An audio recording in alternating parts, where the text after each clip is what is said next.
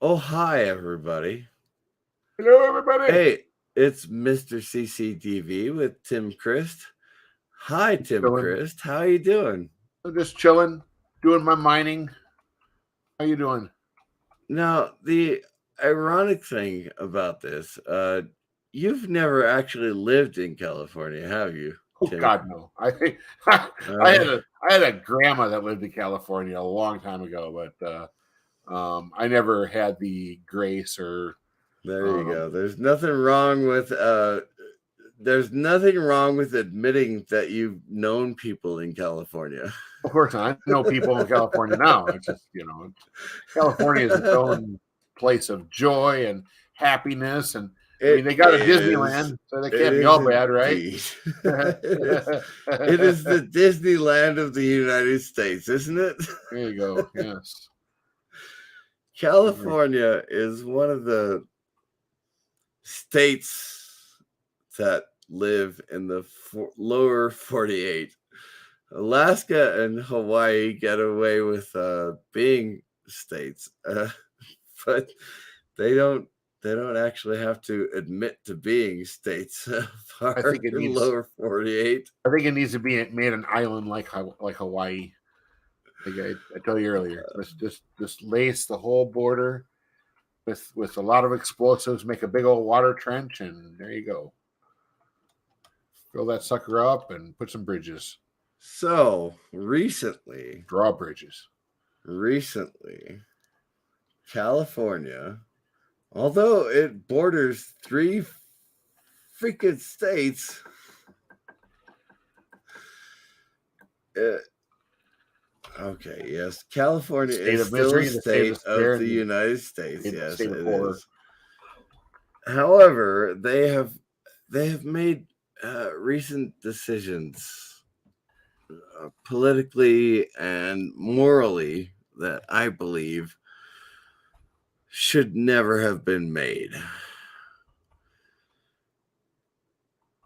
So, as a former California resident, I don't live in California anymore. Many of you who know my channel and have followed me for a couple of years, they know that California is not my home of residence,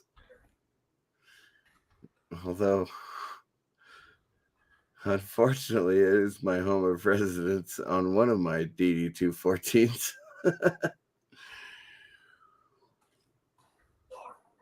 California is, I don't know, it's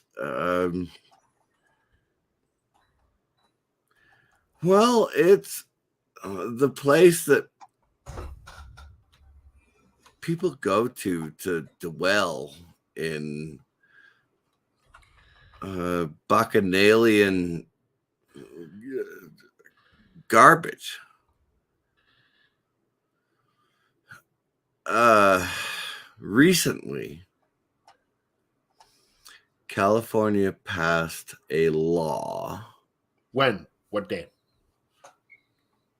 I'm looking for the date. It's the SB 145. I believe it was passed this year. SB 145 is the law that everybody voted for in California, mind you, in California, which um, allows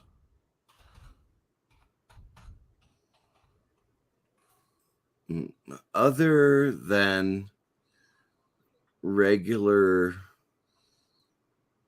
penile vagina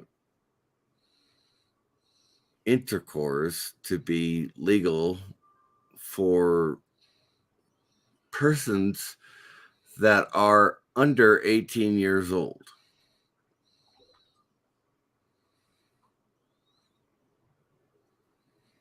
It's about sex offenders registration. Mm, it is, yes. I'm Hello, everybody. Darren Wagner. Okay, I will get to the point. All right. Okay, I'm Give him sharing the it. screen You had now. to have a few to read this thing. I don't blame you. I have a point of view. All right, my niece was offended by her adopted father. No, he never actually adopted her. What do you call that when they get married and the daughter gets abused? It's not Sounds like child adopted abuse. father. Yeah, well, it is child Well, abuse, that's child abuse. obviously. Just Yeah, being simple about it. right. Okay, so that is what happened. I've adopted two children, and they are my daughters. I would never even approach them. And here's the thing, they were both adopted in California.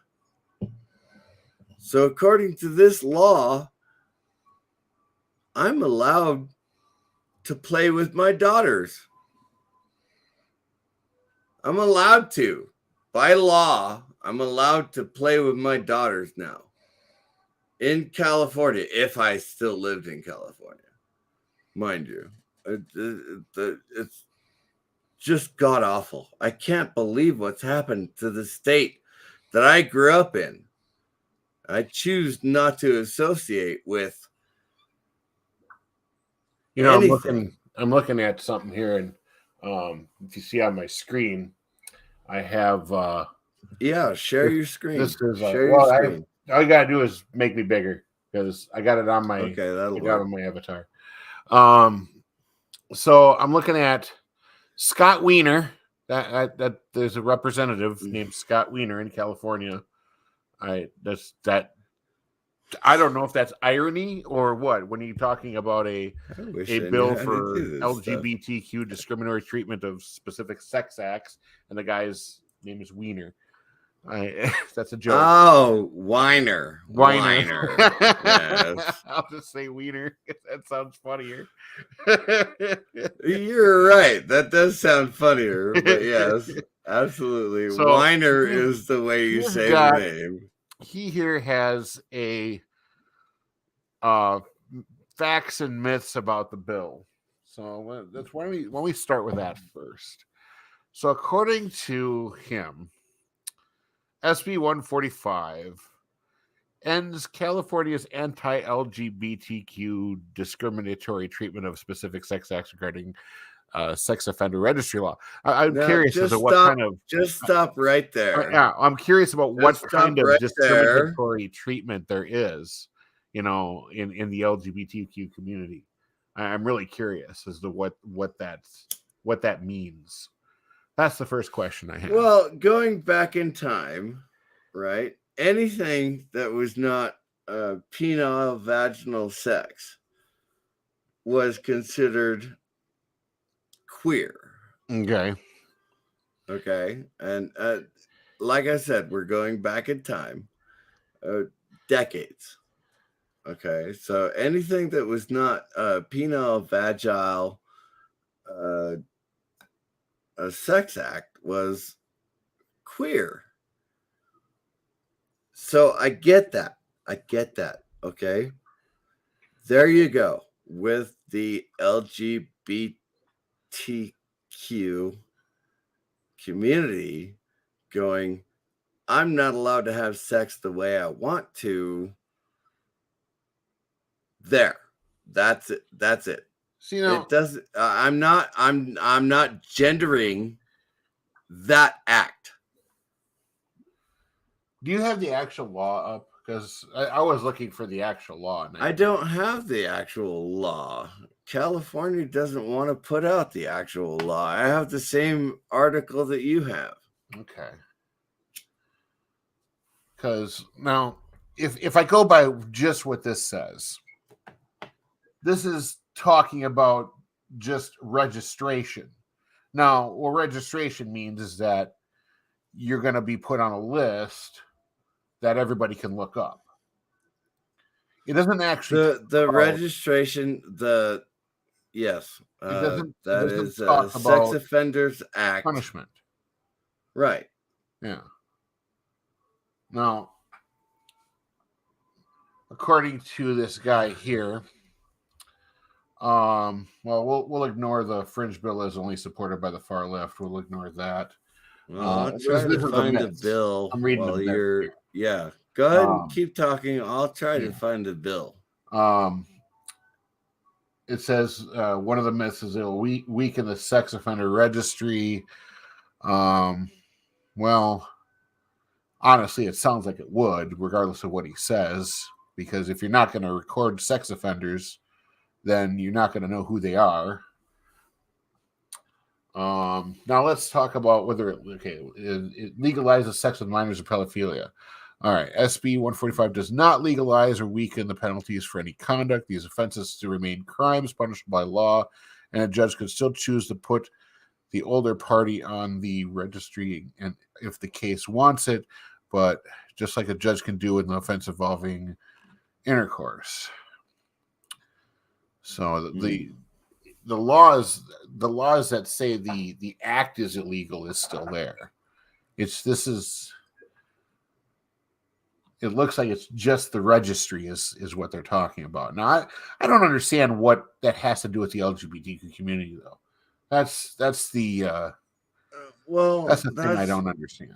One of the biggest problems is that things like this get involved with the LGBTQ community. I have nothing wrong with lesbians, gays, queers. I actually, honestly, some of the shows I go to are fantastic. And I kind of agree with you there, Resolute. But it's like legalizing pedophilia, or I'm sorry, the P word. You know what? Fuck it. If YouTube decides to cancel me, they can cancel me. Legalizing pedophilia is wrong. It's just wrong. Okay? It is. When I was 18 and I was going back to the high school, I did not have sex with the 17 and 16-year-olds. All right? I did not. They were my friends. I had fun hanging out with them. I did not have sex with them because I was 18 years old. And they were 17 or 16 or whatever the case may be.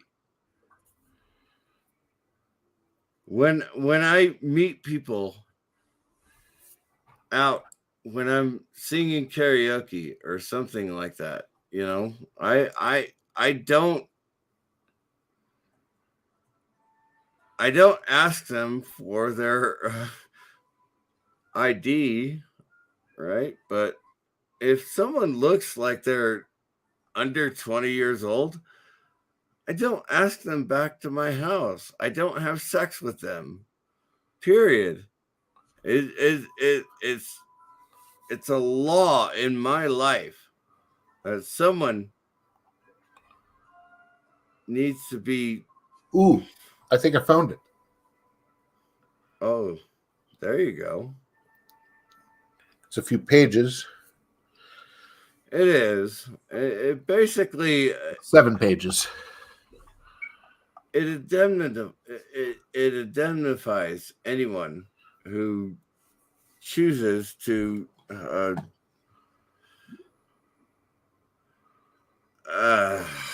well, I'm going to offend the LGBTQ community. It indemnifies anyone who wants to fuck someone else in the butt. Let's see here.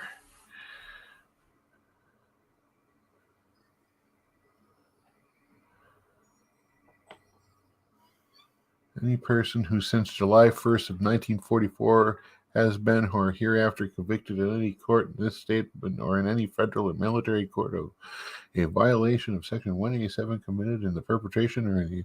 Well, there's a lot of legalese. Yep. Section 286, Yeah. 287, 288, 289, or former Section 288A, Oh Section no, 207, you need to or get all the 209. way. You need to get all the way down. You need to get all the way down to the part where it says you can fuck a 14-year-old girl. You are legally allowed to fuck a 14-year-old girl. As long as you're only 10 years older than her, you're legally allowed to fuck a 10-year-old girl.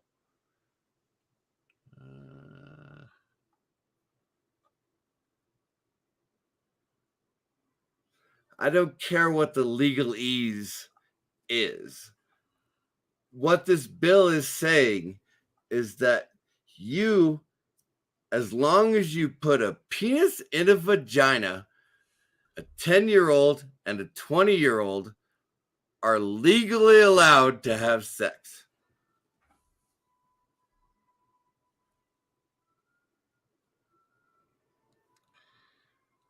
That's California law for you now. As long as you don't put your penis in a butt, you're allowed to have sex with a 10-year-old if you're 20.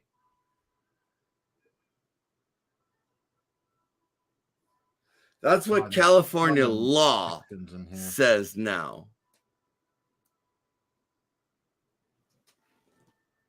So why am I angry? Why am I angry about this law? I don't live in California. I don't. I have not lived in California.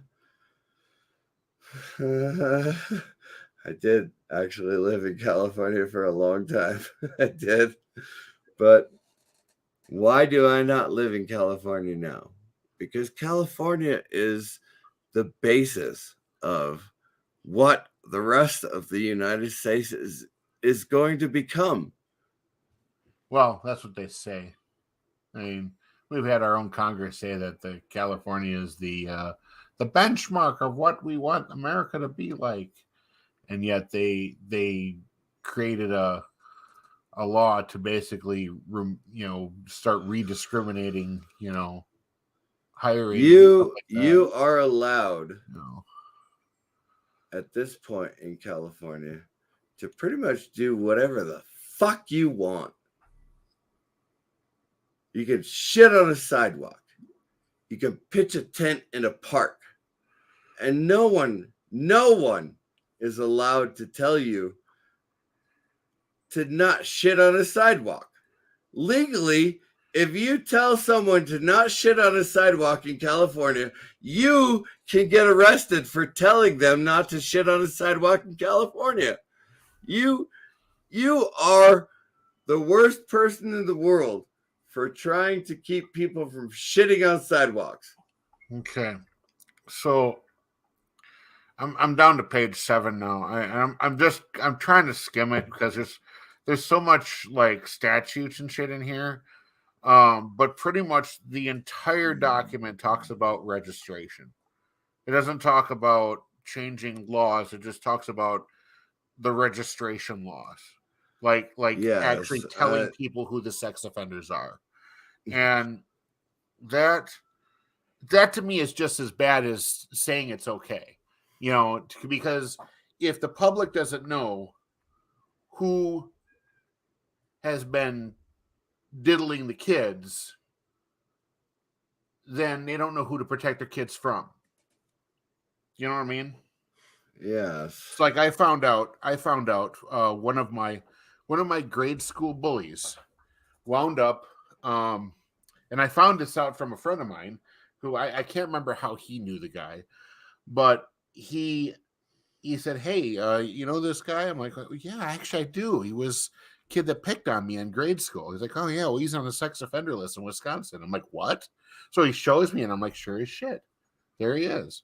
And then I realized I actually had a job interview with the guy like a couple years prior, because I was between jobs, and he was running a one of those vacuum cleaner sales, places where they try to sell vacuum cleaners door to door, that kind of shit. And yeah, he looked like a real winner. Anyways, but yeah, he was put in jail for abusing his kids and his wife. And I thought that was personally, I can't understand. I honestly cannot understand why you would legalize the abuse of young children. Well, you won't. You can't. You shouldn't. It's not. It doesn't. No. But this is everything here is talking about publicizing, right? The people that are incarcerated. You certainly wouldn't want to let people know that other people have abused children in the past. Oh, that would be horrible. Thank you, California, for making sex offenders the problem is, though, with less visible. With all the sections that are listed here, it's hard to dig through and understand exactly what you're looking at, because I mean, I could see anybody misconstruing this as they're making it legal to do things to minors, but I don't see that. I see it all talking about registering offenders and not changing the laws to incarcerate them, just registering them and putting them on a public register. Well, you know what? I'm seeing here. Jedi Bill needs to come up here with the screenshot he took. I know Twitter is not news. Although a lot of people do believe that Twitter is news. It's not. But anyway. That is Senate Bill number 145, right? Yeah. Okay. Yeah, Senate Bill 145. I just want to make sure I got the right one. Yeah, the California's anti-LGBTQ discriminatory treatment of specific sex acts regarding sex offender registry law. That's what you're reading right now. Yeah. Existing law, the Sex Offender Registration Act requires personal that means that we are not allowed to know who the diddlers are. We're not allowed to criticize the lesbians, the gays, the transsexuals, the bisexuals, or the queers. Yeah, not allowed to know who the diddlers are. That's what it means. We're not allowed to know who the diddlers are. I am not saying that LGBTQ community. Seriously, you need to get a better name. Who, me? No, the LGBTQ community. It's really hard. It's really hard. You need to get a better name. You can unbig me. I'm going back to the. Oh, okay. No, yeah. I took the thing down. We're good. Okay. It's good to clarify though what that there. Oh, there. Oh, hey. Hi. You're back. You're there. Yeah. I'm kind of new to all this stuff, but I'll figure it all out. Come on, dude. You've been doing this for what, 2 years? Well, yeah, but Jenna Bill is far better at it than I am. The only live streaming I do is when LDG starts it up, and I got most of this down. I should do more myself. Share screen. Do a game stream once in a while. Mother father. Oh, wait for it. Wait for it. Go. Get back up here, man.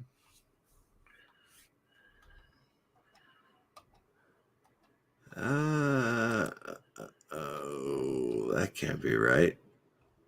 Nope. I give up. I give up. I just don't know what I'm trying to look for. There. Oh, I got it right. Ah, there it is. Senate Bill 145 ends California's. I'm sorry, go ahead. I said Scott Wiener. There, yeah, exactly, yeah.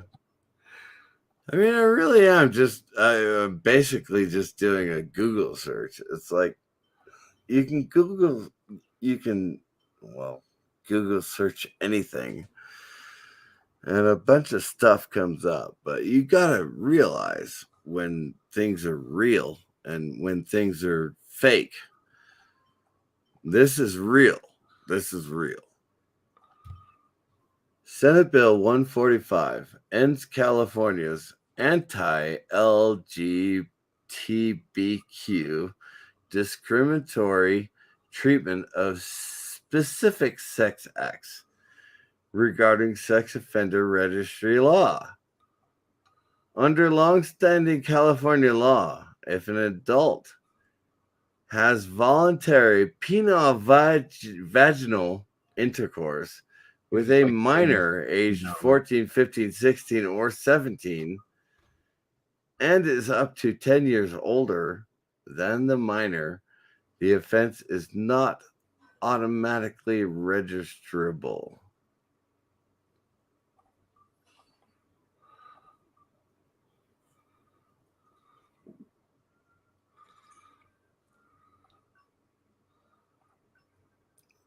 What do we do with this? Honestly, there's not much you can do with it. You know, and something I've learned is like government's going to do what government's going to do. You can either scream about it, which a lot of people do. Well, that's the reason I chose. I chose to do this stream. I was so angry. You can't. It's up to the Californians to fix that, you know. Well, Californians are not going to fix it. Probably not.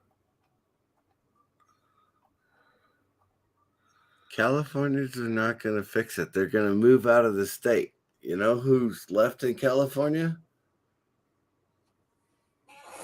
All the people that live in tents. Pretty much. The people who can afford to move out of California are going to move out of California. So who's left in California? The people who live in tents. The people who can barely pay the rent every month. Because if you buy a house in California, anywhere near Los Angeles, you're paying $1 million for a house. Oh my God. Yeah. There's a couple kids from my restaurant and these are the people who are making these laws. You're allowed to have sex with a 14-year-old. Why? Well, because you have penis. You're allowed to have sex with a 14-year-old. That's what the law says. I'm sorry. As long as you're not over 20 years old, you can have sex with anybody you want to.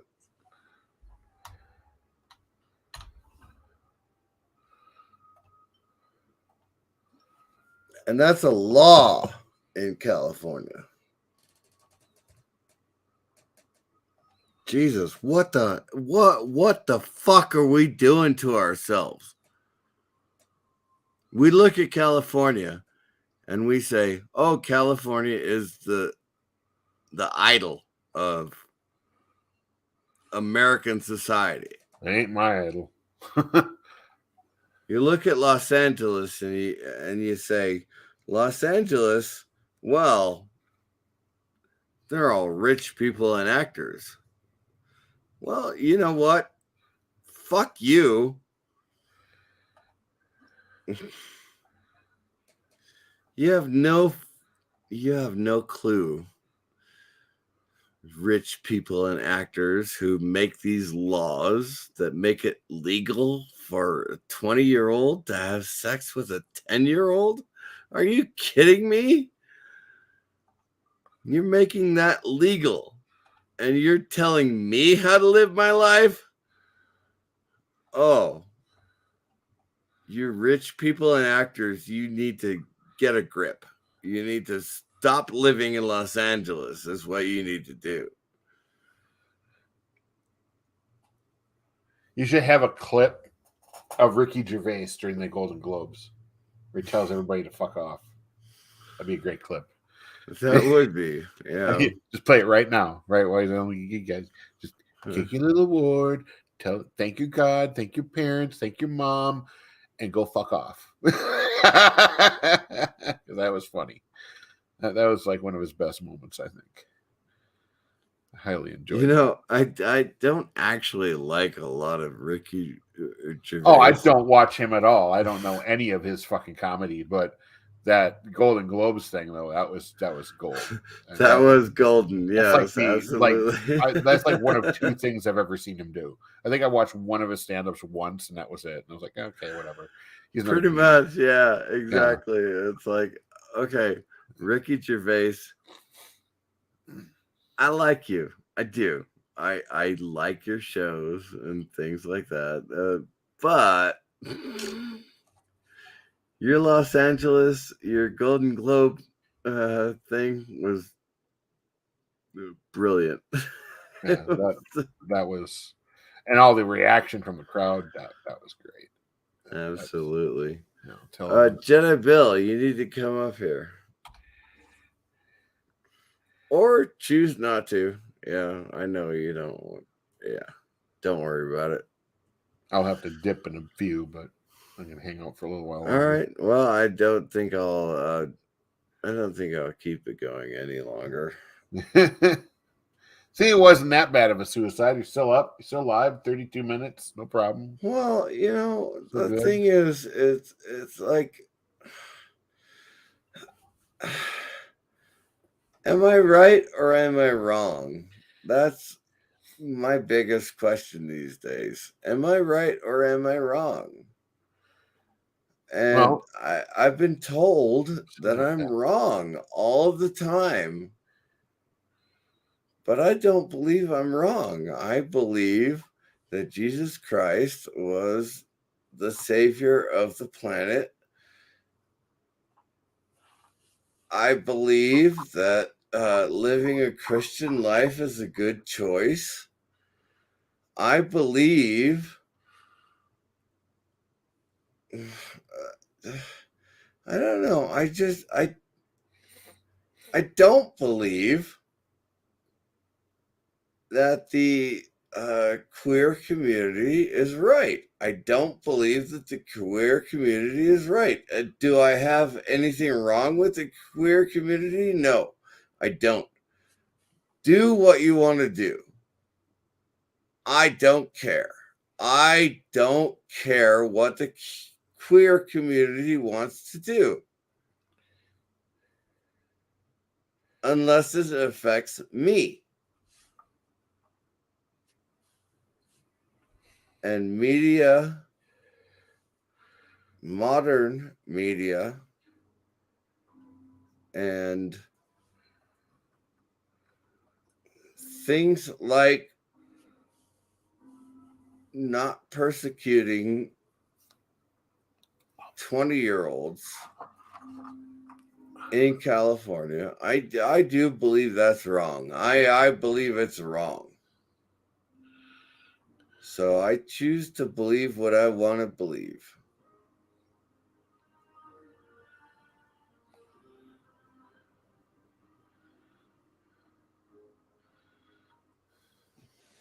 Bill needs a link. He needs a link. I see that. Sorry about that, Jenna Bill. I thought I sent you a link. I'm pretty sure I did. Anyway, it doesn't matter. There. And there. And enter. There. Yay. Wow.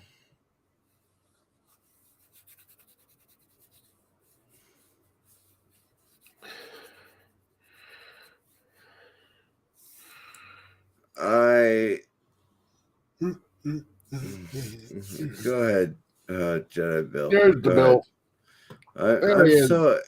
I'm so angry right now. I just I can't.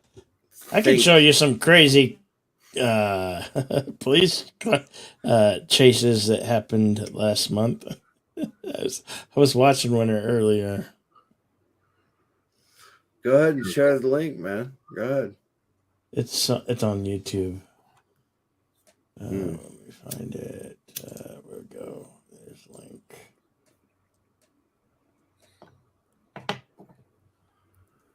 I don't know. I just you know, I'm no, the plea was reduced to misdemeanor. What? My DUI. Oh. It was reduced to a misdemeanor. I turned myself in. And a lot of people think, what the why did you do that? Like, you could just gone back to your house and gone to bed, and no, you were trying to be responsible. I was being responsible. I've got another year to pay for everything I've done, but I knew I was wrong. And so I pulled over to the side of the road. Do you have to get the breathalyzer to start car, or do you even get a driver? Yeah, the ignition interlock. Yes, it's a wonderful system. Yeah, my brother's had it in his vehicle. Yeah. They told me it may be reduced to 6 months of having to breathe into that damn thing. Most likely, I'll end up with it 12 months. No worries. But as long as you see people breathing into machines, you know they're not drunk while they're driving. Yeah.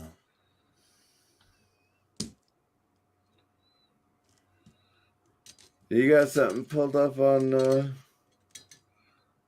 Oh, I shared the link to that police chase that happened in California. This guy stole 3 vehicles. Like, it was going all through Anaheim, and it's crazy police chase. We had a high-speed chase up here. It's like real life Grand Theft Auto.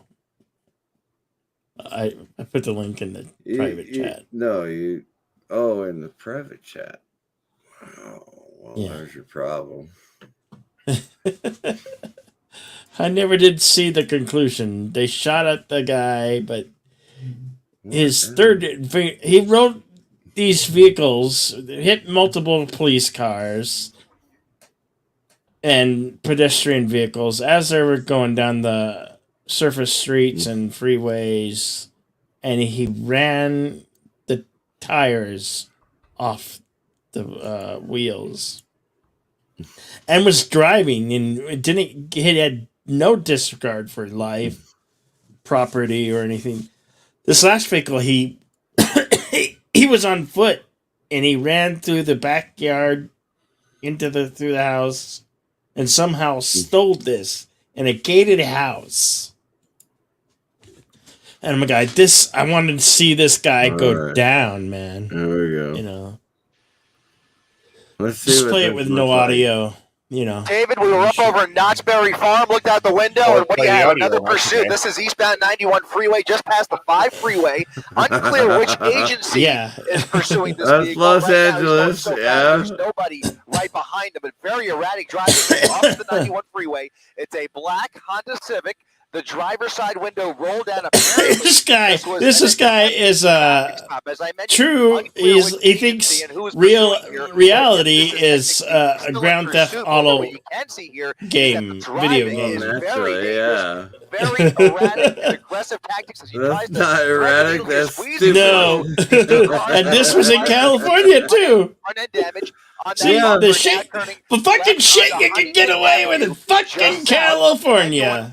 I used to work at Knott's Berry Farm. I know exactly where this is. Down a residential The street, 91 freeway? just Yeah. east of Maple Street. So Huntington Avenue and Maple Street. Just Huntington. coming up on I used to go to Huntington slowing Beach down to surf. just a little bit, zigzagging his way again through this residential neighborhood with nobody right dude's behind him. insane, man, insane. Nonetheless, here like, at a pretty high rate of it speed. started as a Not really routine stopping for any of traffic these stop stop. signs. Look like he's pulling over and maybe thinking about Look, dumping he tries the to vehicle. steal There goes this the driver's side door vehicle. opening up, and he is either going to walk or run away here. Dropped his phone. The And now, fuck is wrong maybe with getting in the vehicle. California? We'll see here. It looks like he's What very, very the agitated. fuck is in a wrong rush with to get away from that California? vehicle. Getting in a pickup truck. We'll see if he. Okay, yeah, he does not. He does. I was going to say maybe he happens. I'd pause it or mute it if you can. Just come back to it. I don't know. I don't want. I mean, It's just absolutely ridiculous. This guy is so dumb. yeah. Oh God. He's crazy though. He's crazy. No, it goes on and on. You got to see him steal all these other cars. He couldn't even get to those cars. It's just that, okay, there you go. That's what's wrong with California. Because it's all entertainment. It's all entertainment. I mean, you could go all the way back to 94, 95, when O.J. Simpson was on the freeways. Right? Same freeways as this guy that you just showed me the video of. Same freeways. 94? Exactly the same freeways. 94, right? I believe. Yeah, that was the trial in 94. It's just insane. And it has all become entertainment. It's all entertainment now. Shit. Wow, you sound tired, Bill. A little. That's all right. I need to end this stream anyway. Mm. I've complained enough. Back when I was I think I was 11 years old. I was still in Paramount because the law in California became you had to wear a helmet in California to ride a motorcycle. Well, I knew a lot of motorcyclists, and so they had to buy helmets, and a lot of them bought the helmets that had the chin strap and the Kaiser helmet, the spike that came out of the top, right? A lot of them bought those specifically so that they would be wearing a helmet, but it was a motorcycle law in California, and I looked at that at 11 years old, and I said, "Oh, that ain't right. California should not be telling people to wear a helmet. California should not be telling people to wear seatbelts." It took me a long time to learn how to wear a seatbelt. Anyway, yeah, there's years I didn't wear seatbelts for a long time. Now I got my current car. It continually beeps if I don't have one on, so I have to wear it. I remember riding in the back of pickup trucks with no seat belts. Us kids from the 70s are tough cookies. Yeah, we rode bicycles without helmets. The thing is that Robert Heinlein, I don't know if you guys like science fiction or not. Robert Heinlein, yeah, he's cool. One of the guys who's constantly on the back of the government. Like, don't make a law to keep people safe. People are either going to survive or they're not. People are going to survive or they're not. So don't make a law to keep the stupid people alive. Just don't make a law to keep the stupid people alive. It's against your morality, the Darwinism. It's against Darwinism. It's California. And you believe in Darwinism, which is why you make these laws to keep the stupid people alive, which is just absolutely contrary to your own belief. So we are here at this junction. Are we going to continue to make laws allowing people to continue to be stupid? How many billions of people on the planet work for a living? How many thousands of people have all the money they've ever wanted and just want to be rulers? How many people on the planet are directing us and they're telling us what to do?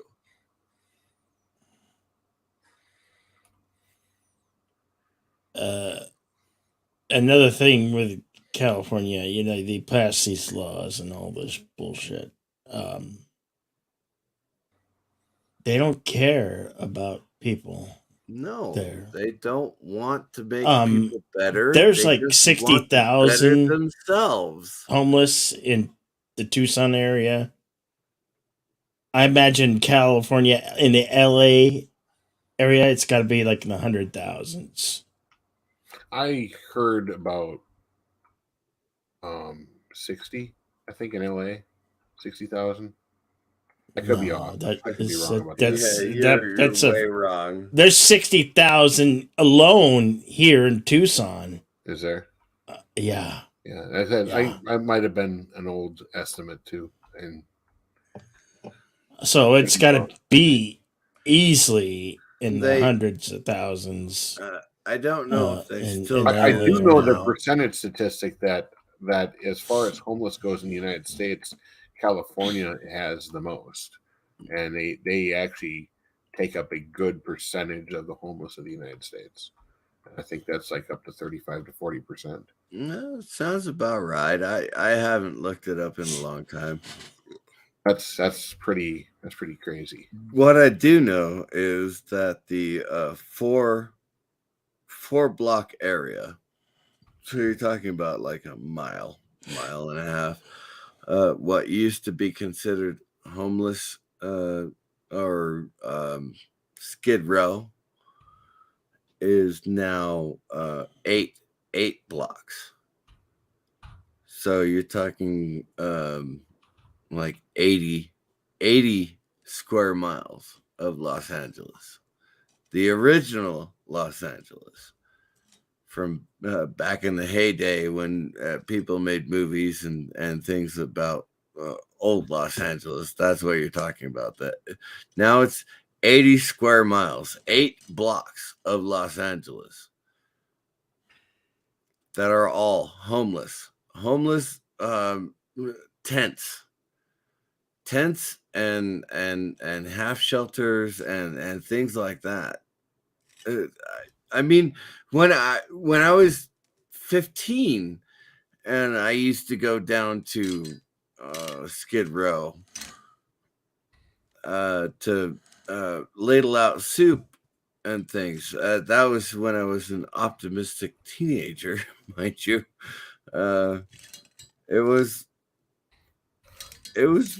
pretty bad. You did have to. We had to walk 4 or 5 blocks in order to get out of Skid Row and get the bus back to our homes.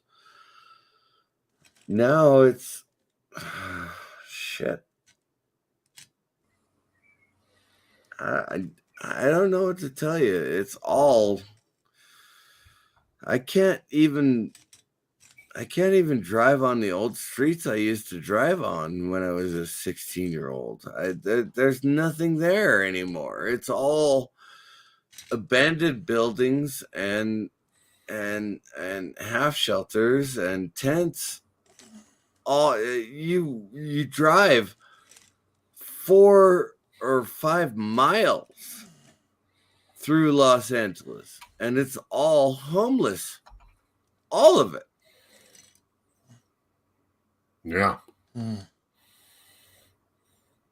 It's not like it was when I was a teenager in the 90s. It's not like it was in the 70s when you see those old movies where like, oh, this is Los Angeles. No, that's all homeless shelters, all tents, all half shelters, all lean-tos, all of it.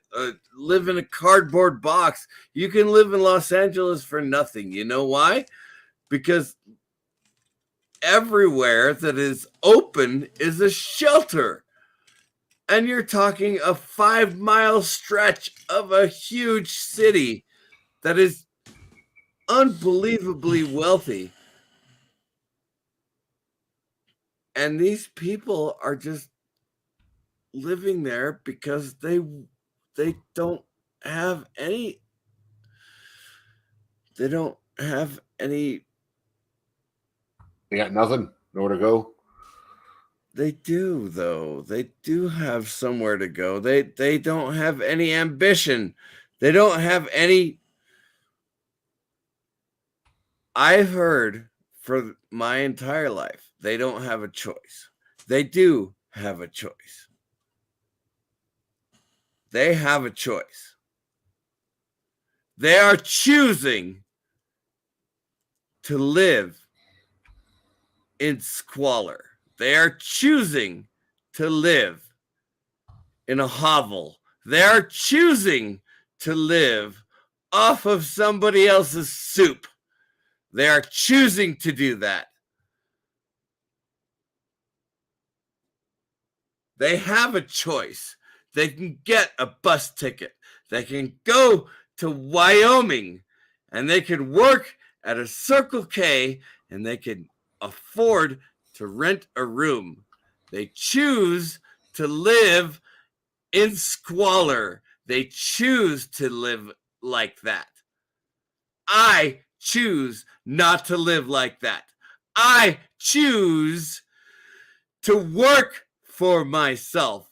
I choose not to be in squalor.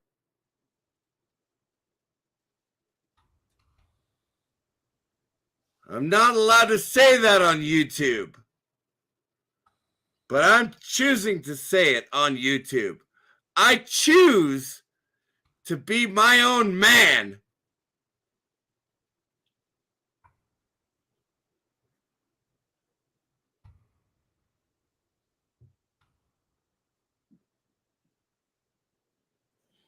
I'm not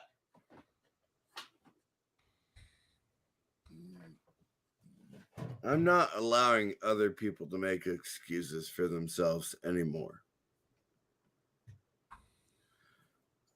I chose to do that when I turned myself in for my DUI. I turned myself in. I said, come get me, cops. You know why? Because I knew I was doing wrong. I was wrong. And I turned myself in. Was there an accident involved, if I may ask? No. Well, that's good. There was not. I'm actually a better driver drunk than most of you people are sober. I'm a really good driver. However, hello, RR. I did pull over to the side of the road and I called the cops and I said, I am driving drunk. I am driving drunk and you need to come get me. And they did. And you know what I blew? I blew a 0.27. You know how drunk I was? I was, maybe once in a while you guys get that drunk. That was my normal drunk. 0.27. I was drunk as hell. And I turned myself in. You know why? Because I am a patriot. I am a good guy. I am the guy who I'm the guy who needs to be venerated.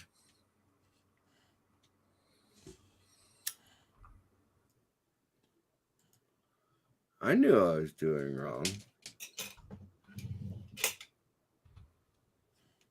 So, going back to the laws,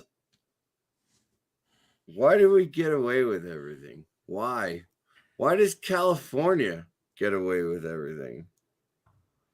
Why does California get away with being our compass, right? California says we need to do this and we need to do that. Well, California's wrong, but we still listen to them, don't we?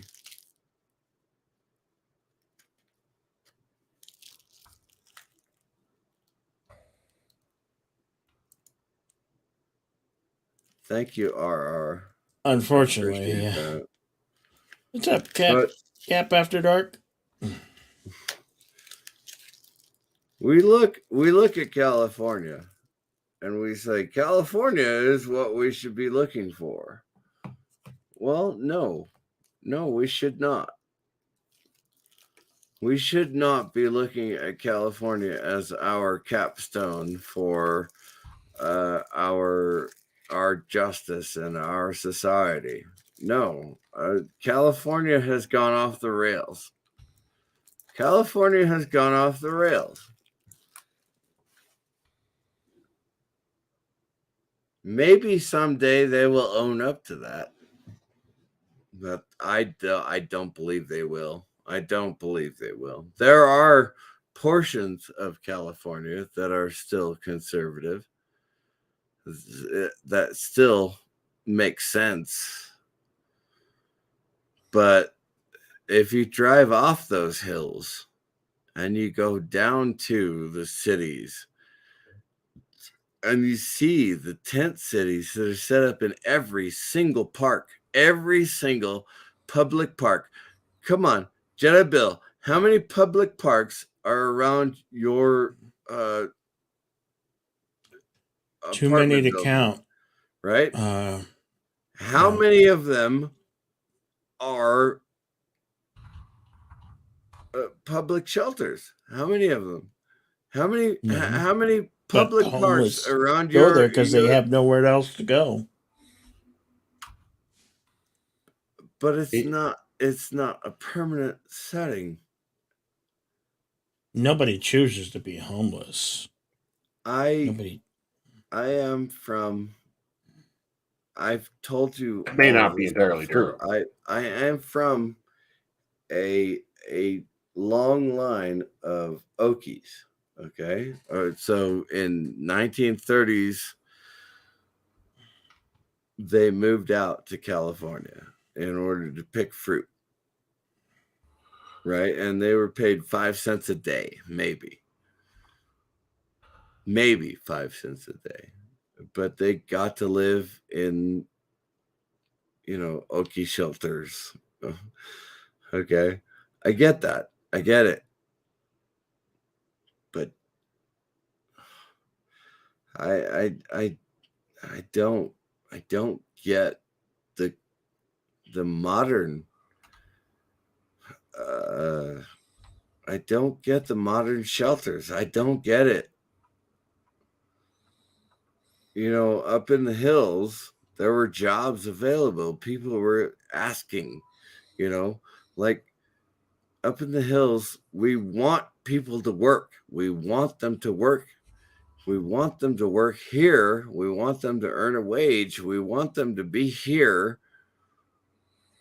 But instead, they live off the hill in a tent and expect the church down the street to give them a can of spaghetti sauce because it's easier than working, I guess. I don't know. I'm going to use the bathroom, but I'm going to dip. So I'll talk to you guys later. No worries. You guys have a good rest of the night.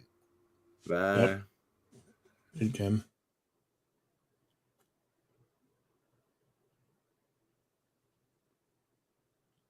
I told you I was going to get canceled from YouTube. What? I told you I was going to get canceled from YouTube. I choose not to censor myself anymore. I don't understand, Jedi Bill. Why? Why people are living on the streets? Why people are living in tents? Why because people are living nobody off will of give them other jobs. people? Their jobs have been eliminated. It seems like ever since the pandemic, it's doubled and tripled homeless people. That's just how I feel. And they can't actively want that. Nobody wants to be homeless. Nobody. What I have seen from the homeless, and just call it what it is, tent communities, is they want to live off of other people.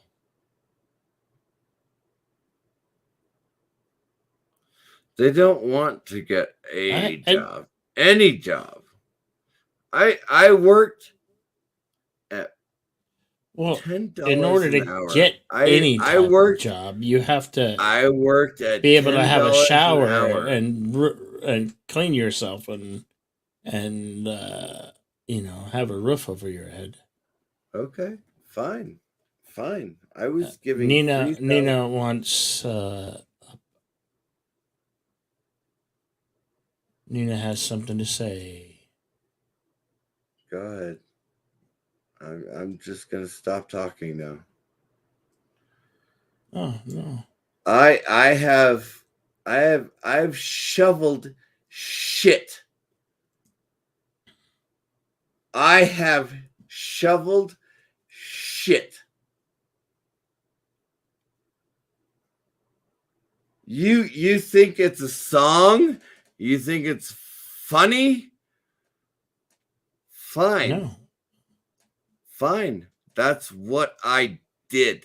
I shoveled shit in order to live in a 8x8 room. Well, yeah, but those jobs are a thing of the past. So many jobs have been eliminated. They are not a thing of the past. Yeah, no, they have.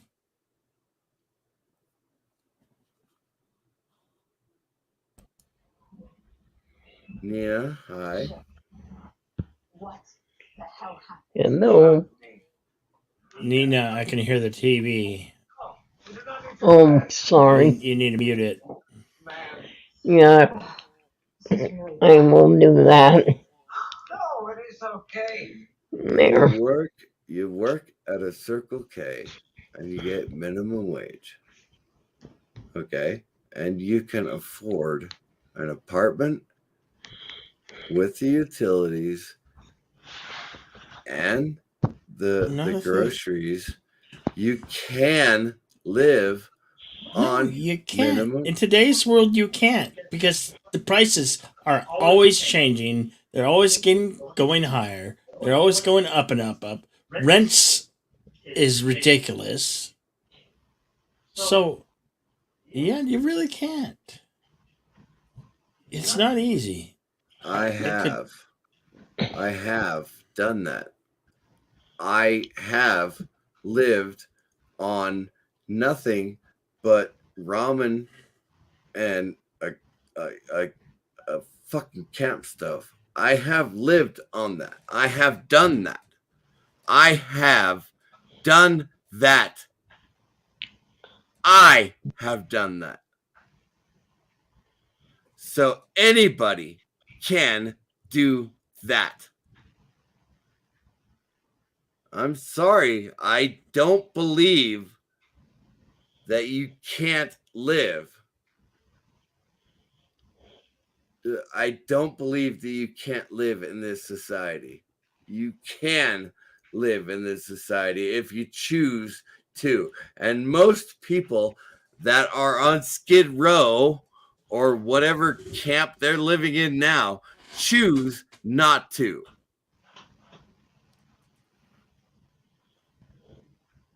I've supported three households. I don't know about that sentiment. I don't feel that's true. I don't think they choose that. Nobody can choose that. Three households. I supported 3 households on nothing but minimum wage. So you cannot tell me that you cannot support yourself on 1 minimum wage. You cannot tell me that because I did it on 3 households. What year did you do it? 10 years ago? 15 years ago? 20 years ago? It's not so easy in this day and age. 2 years ago.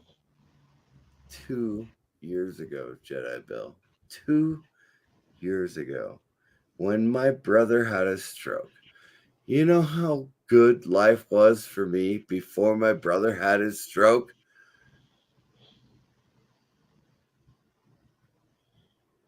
No.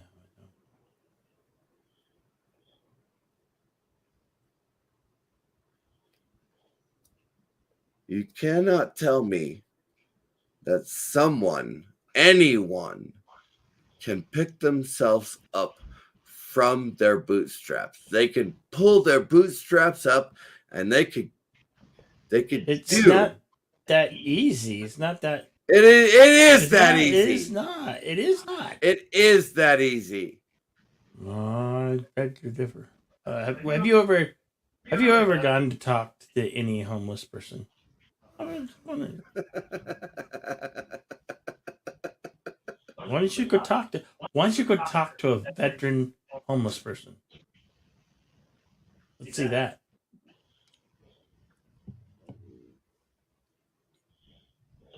You have anything to say? I have everything to say. No, Nina. Hello, YouTube. Mr. CCTV is mostly correct. They have to want to work. And there are jobs out there. Because everybody's hiring now. Everybody. But people want to be supporting, having someone support them. And that's wrong. You should work. Yes, I know apartments have went sky high. They're now $1,000 a month for a 1-bedroom apartment Where? What city? I mean, those. in Tucson. Well, that's a very low rent, I would say, as compared to say Phoenix area. You need to understand that the low rent apartments are in low rent neighborhoods. They're even high right now. It is possible to raise a family in a low rent environment. I am a product of that. There is no such thing as low rent apartments right now. I know I have friends that are on Section 8. Yeah. Section 8, and they're having it very hard to find a place to rent.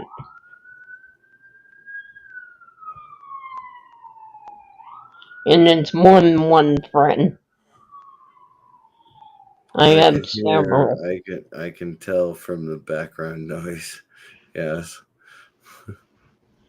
I have several friends that are finding it very hard to have people accept Section 8.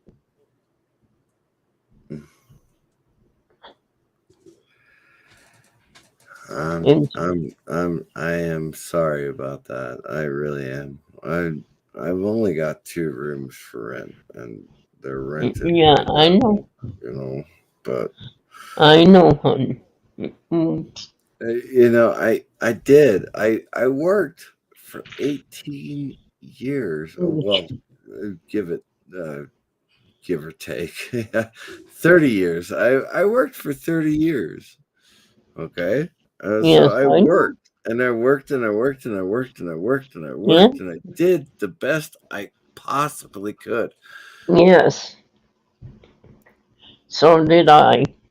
So now, okay, it, you can say that I'm privileged, or you can say that No, you. some people say that I don't deserve what I have.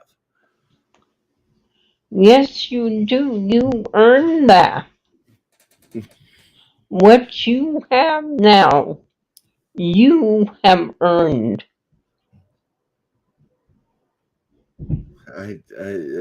Yes, I have. Exactly. Yes, I have earned what I have now. Now, am I still going through troubles? Yes. Yes. Yes, I am. I am still going through troubles. But I am not living in a tent on a street.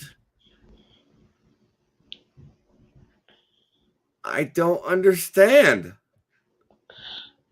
I don't understand. I don't understand. I've worked for everything I've gotten in my life.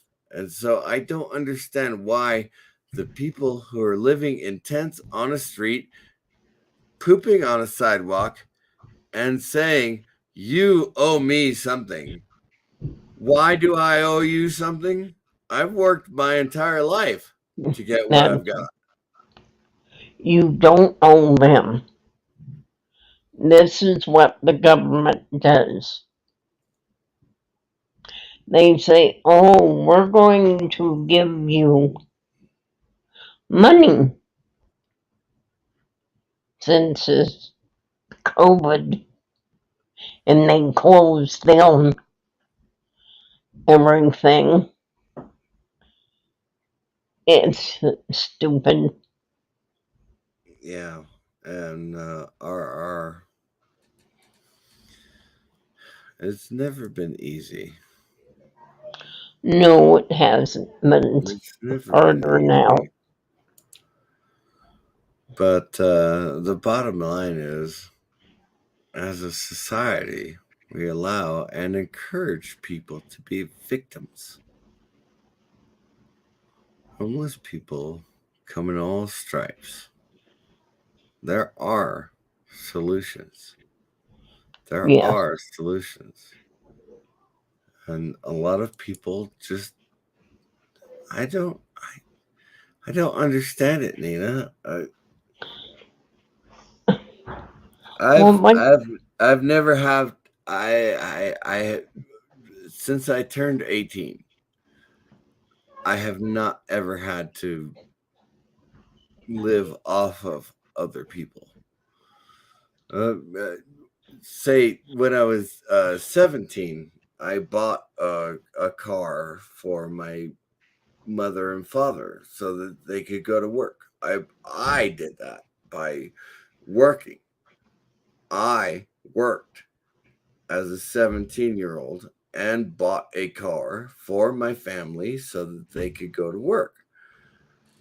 Yes, I understand. Now, it didn't matter if I was mowing yards or digging ditches or working a cash register. It didn't matter what I was doing. I was working and I was giving money to my family, and we were surviving, all of us together. Yes. So now, what am I? 45, and I'm dying. I'm dying from multiple sclerosis. I know you are. It's not a disease that makes you die immediately. It takes away all of your ability first, which is even better. Yay. Yeah. and so here I am. I spent 18 years in the Army. I spent 5 years as a cook. I spent 4 years as a purchasing agent. All of this because I worked. I mowed lawns as a 12-year-old in order to buy a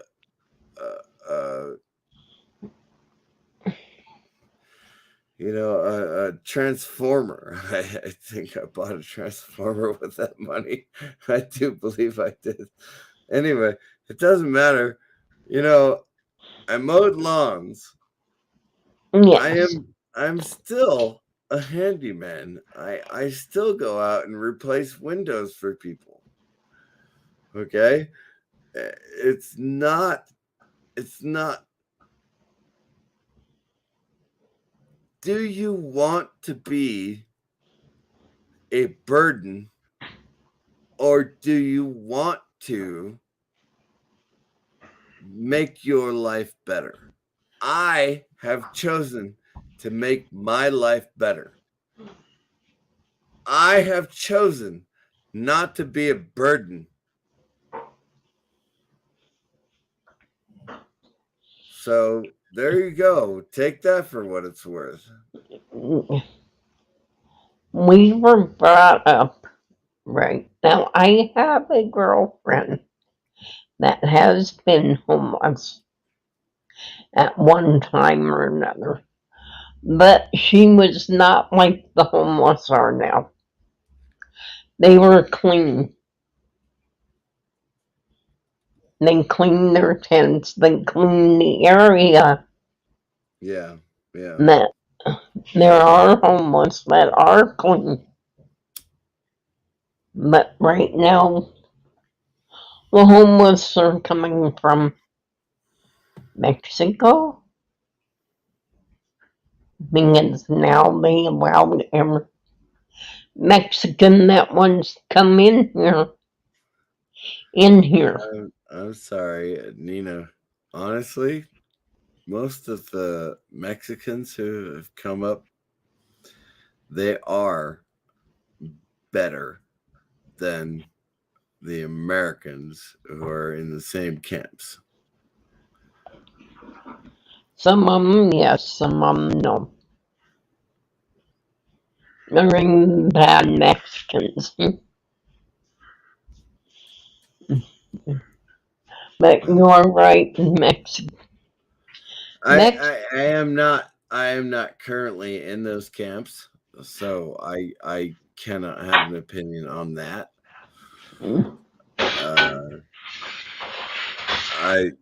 Well, okay, fair enough. I can have an opinion on that, but my opinion is that most of the migrant workers who come up here and do their jobs are yes, better than the Americans who were born to this life and live in the camps by choice. yes.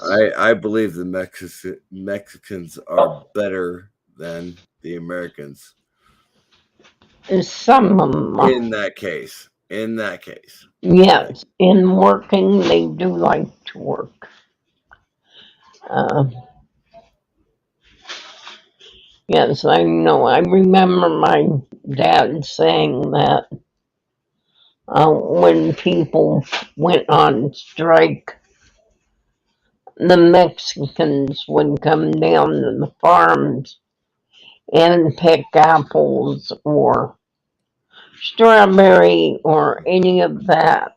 And Your anything they got your paid.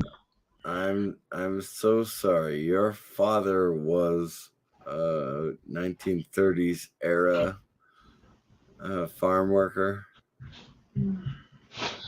My dad was born on the farm, yes. Yeah, and so, admittedly, yes, it was necessary for the Okies in the 1930s to organize. It was necessary for that. But remember, the Okies actually wanted to work. They left their farms. They left their holdings. They had 1, 2, 3, maybe 4 acres of land, and they couldn't work that land, and they had to leave, and their land was taken away from them, and so they had to migrate. And so in the 30s and 40s, they did actually have to organize. Well, I'm not. Unfortunately, they did have a huge workforce in Mexico that would come up, and the border was open at that time. So they were not considered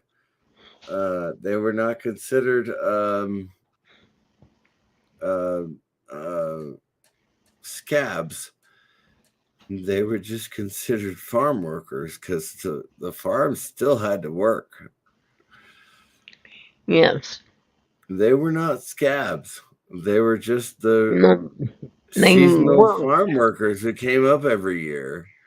The Okies, and I love my family, I do, but the Okies are the ones who made trouble. My dad would not. He praised the Mexicans for doing that. He was mad at the Americans for saying, well, we're not going to do that job. That's beneath us.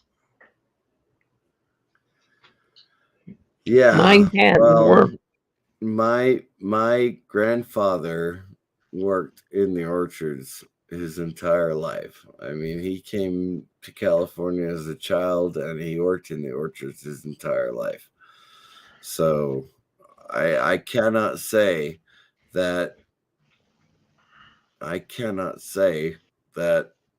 Okies never got a break, because my family got a break.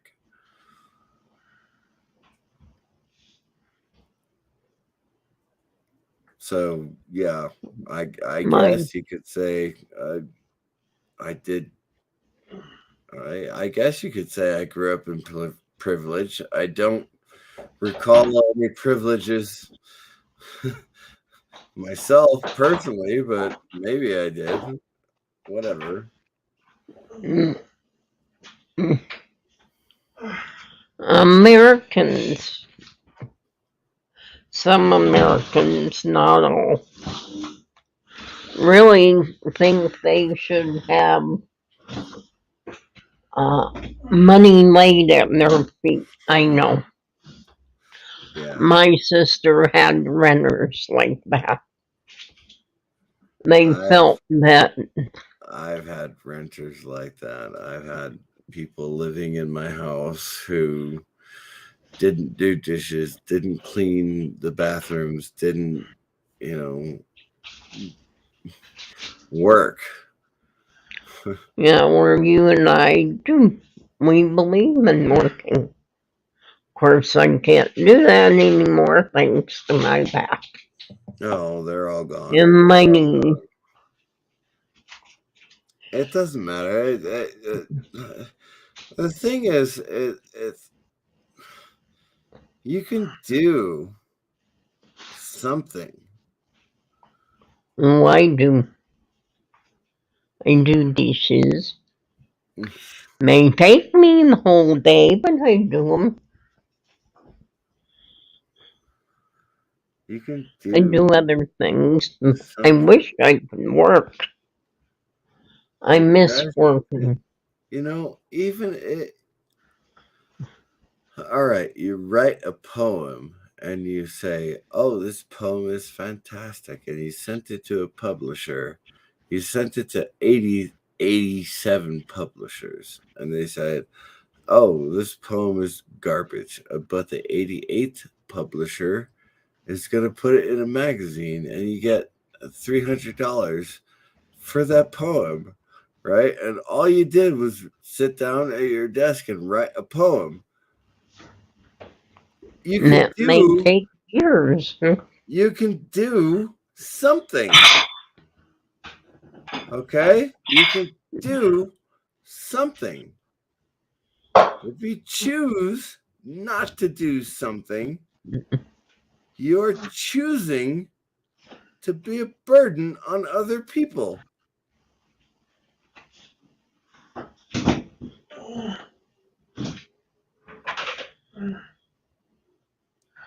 I have chosen not to be a burden on other people.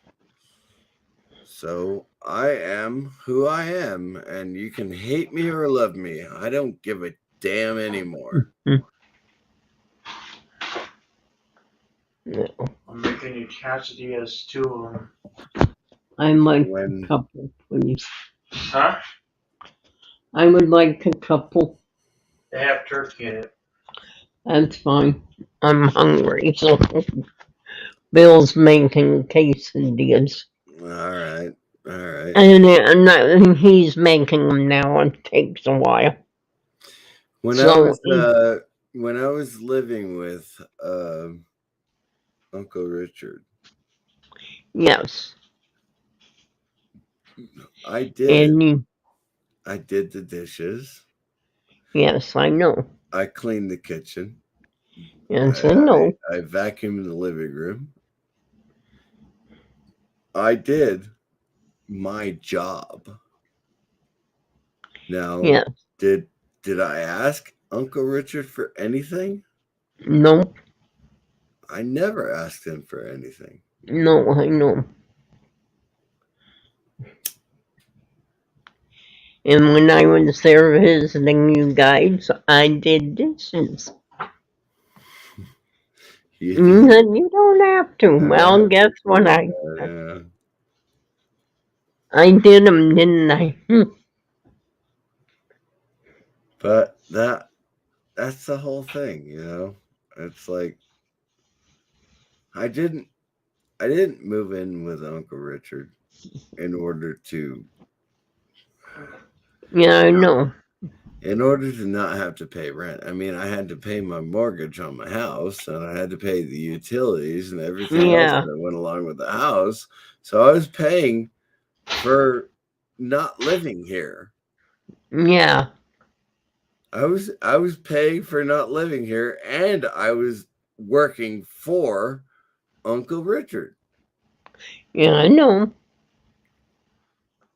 And so now here we are. I live in my own house. I pay my own bills. Yes. I'm in a better situation now than I was a year ago. Okay? So Yes. let it go at that. Yes. But every single time I drove, or he and I drove down from the mountain, we drove past homeless camps. Everything in any Walmart that you went to was behind glass, because in California you're allowed to steal up to what, $80 worth of stuff. You can just walk out with it and nobody will stop you. You're allowed to do that in California because that's a law. You're allowed to steal in Yeah. California. And get away with it.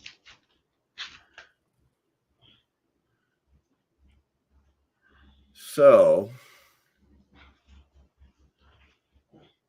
how is California still a state? Uh,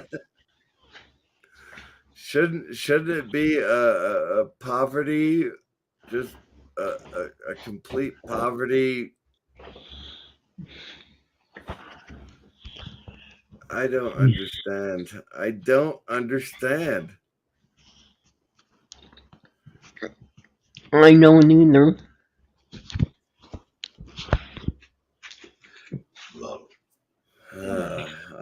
I've never wanted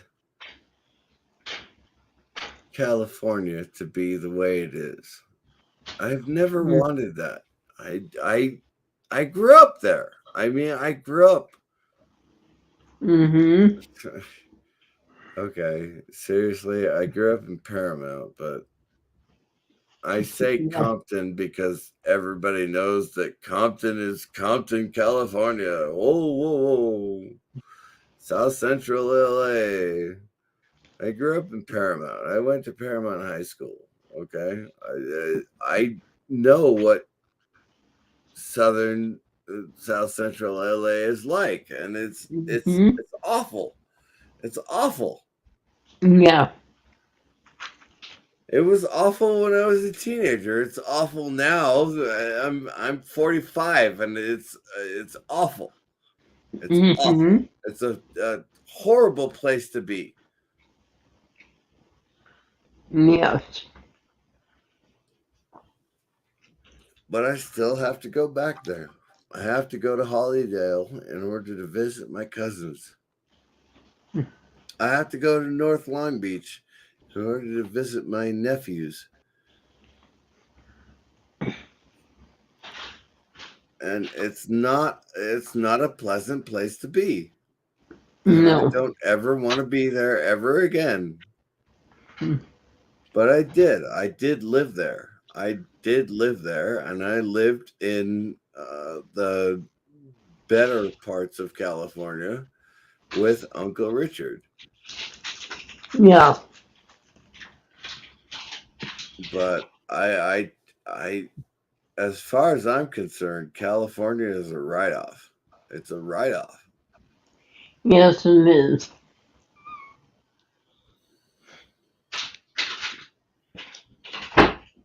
Yep. You can't make California better when California is run by the insane asylum. Mm-hmm. And obviously, California is supposed to be the benchmark for everything in U.S. society. Everything is supposed to be California. Everybody wants to go to L.A. Well, Not me. you should go to the parts of LA that I grew up in, because fuck that. Yep. You should not go to those parts of LA. If you are a tourist and you're listening anywhere around the world, go to LA in the touristy parts, because the parts that I grew up in suck. And they're getting worse. Mm-hmm.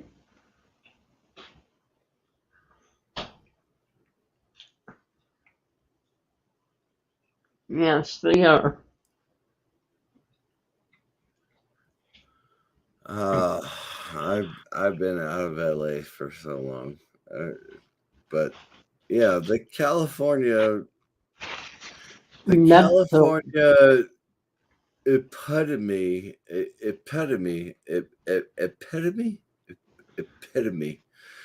the California epitome has saturated our culture. Mm-hmm.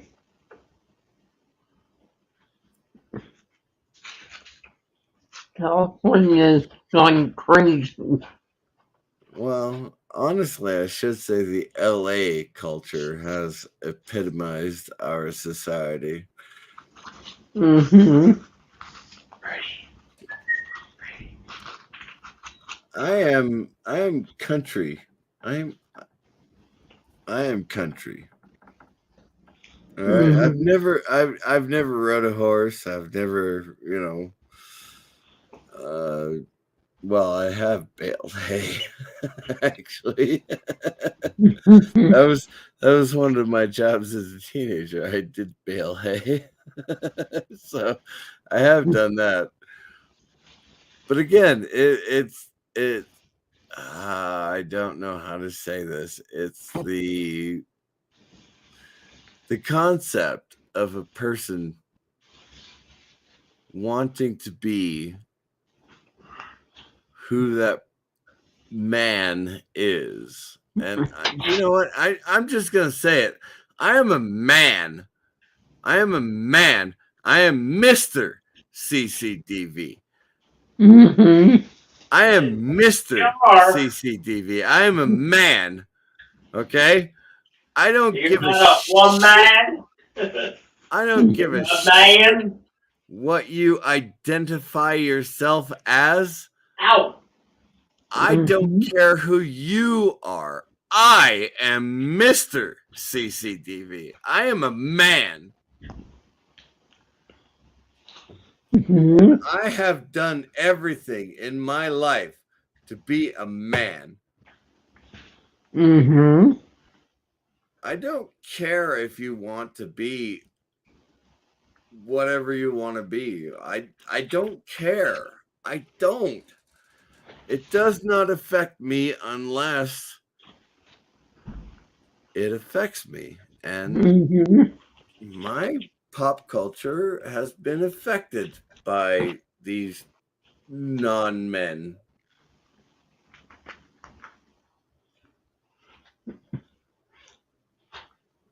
Yeah. My pop culture has been affected by these non-men. In what way?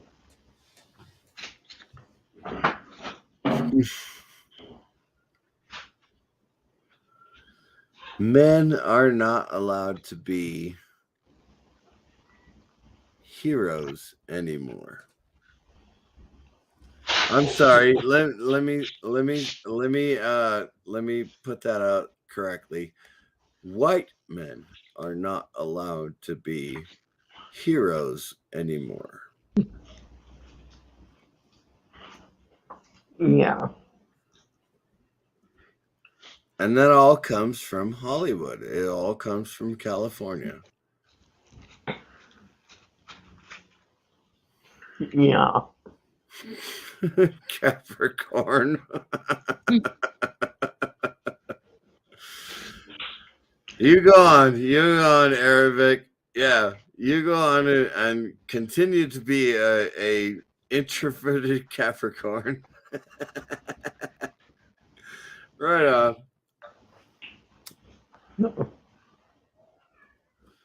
I don't know. Nina. Yes, that's my name. You know everything about me. You know everything about me. Did I waste 18 years of my life? Did I? No. And why no?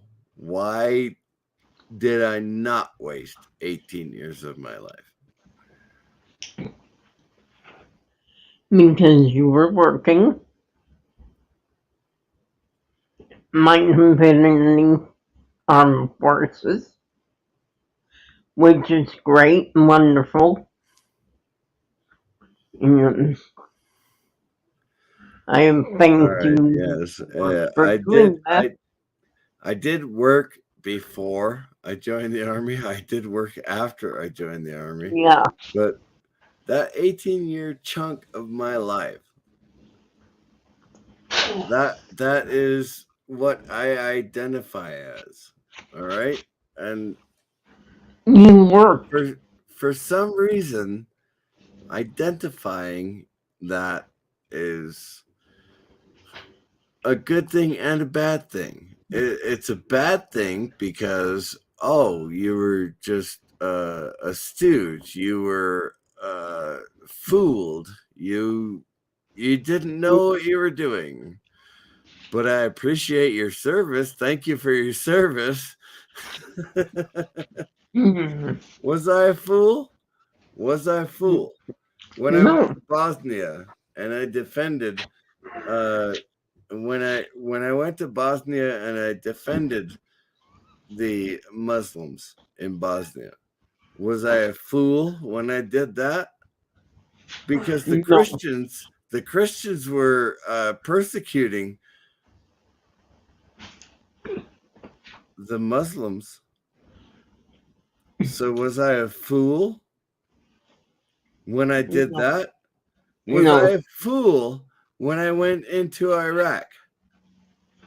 Was I a fool when I went into Iraq? Was I a fool then? No. Was I a fool the 3 times I went into Iraq? Was I a fool then? No. So thank you for your service, but I disagree with the reason you went in there.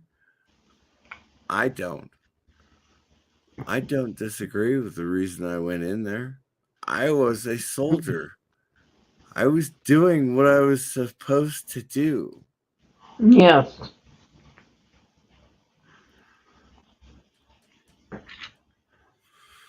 You are correct. Because you made something of yourself and served others. The major problem afflicting Western society is hyper materialism and narcissism. The hardest lesson to learn is not about you, but others. You are correct. You are correct. It is about others.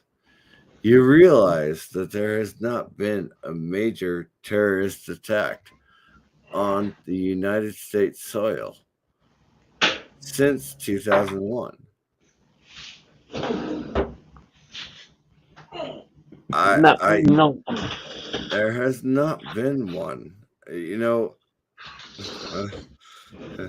back in the 90s, there were several terrorist attacks on U.S. soil in the 90s. Okay, and you have to admit that it is proof. It is true. When we went into Afghanistan in 2001, when we went into Iraq in 2003, There has not been anything on United States soil since then. So you're welcome, by the way, you're welcome for 2 decades of peace. You are welcome for 2 decades of peace. That's what I say you're welcome for. You're welcome for 2 decades of peace because I put 2 decades of my life into making sure that you do not get killed by a terrorist bomb. I made that happen. Me and several million other soldiers, we made that happen. We made your life safe. Yes. So that you can throw shade on me. You can throw shade on me because I was there on the ground. I was there on the ground 4 times. 4 times I was there on the ground. You can throw shade at me. I made it safe so that you can throw shade at me.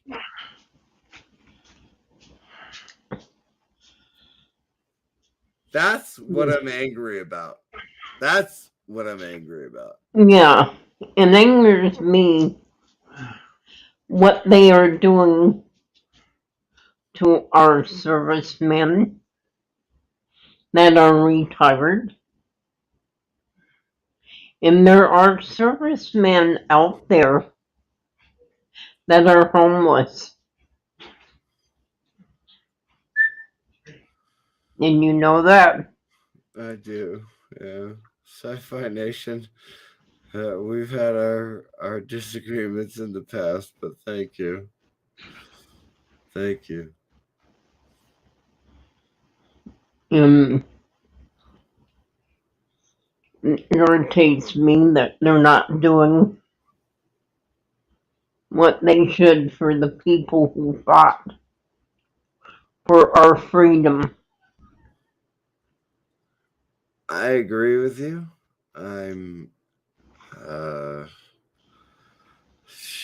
I should not say this.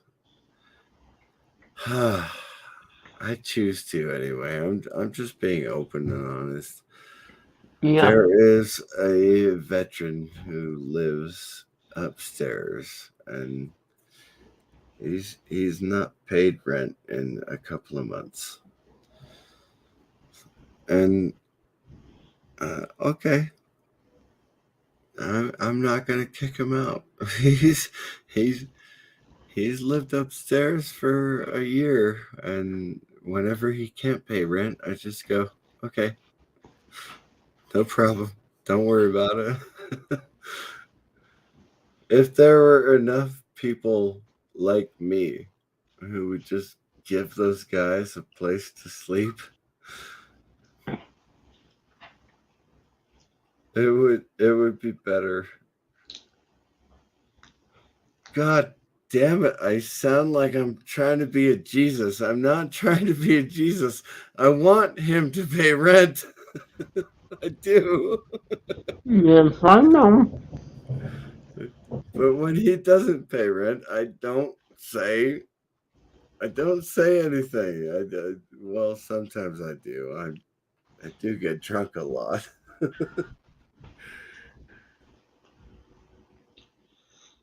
Yeah. Oh God. I know what you're talking from. I just don't understand. I grew up in California, right? Mm-hmm. Like it was horrible. It was awful. Just living in a situation where you could never ride your bicycle for 20 miles because everywhere you drove through was gangland.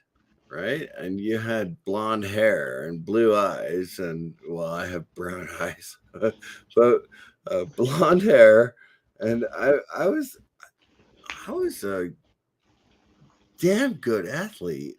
I was really good. And then you get to the parts of North Long Beach where you can't ride your bicycle through. You can't. In the early '90s, you couldn't even ride your bicycle through Compton because you would get beat up every single time. Every single time you ride through Rosecrans or Alondra, it didn't matter. It didn't matter if you. Oh, it didn't matter. I got beat up a lot in high school.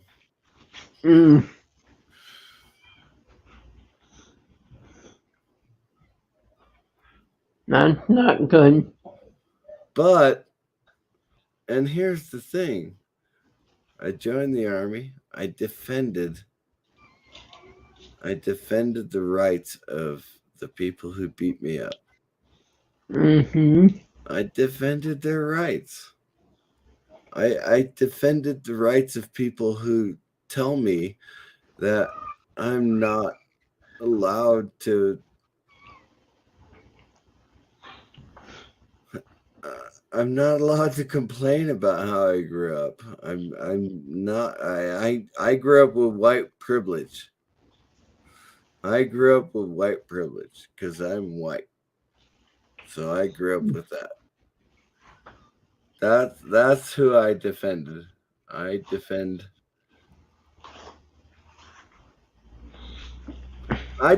Jennifer Lawrence. Jennifer Lawrence said that there were no female characters who were leads in movies and were awesome and fantastic. I defended Jennifer Lawrence. I still defend Jennifer Lawrence. She's dumb as fuck, but I still defend her. Her right to say that she was the first female character. Yeah. I defend her right to say that. I have defended her right to say that for the last 3 decades. And so that's wow. Just wow. Like, okay, you're dumb as hell, but fine, say what you want to say. I will still defend your right to say that. Yep. I will defend Key and Peele. Peele. What's his name? Peele. I will defend his right to say that me, as a white man, has never had a black friend in his life. I will defend his right to say that. He's wrong, mind you, but I will defend his right to say that.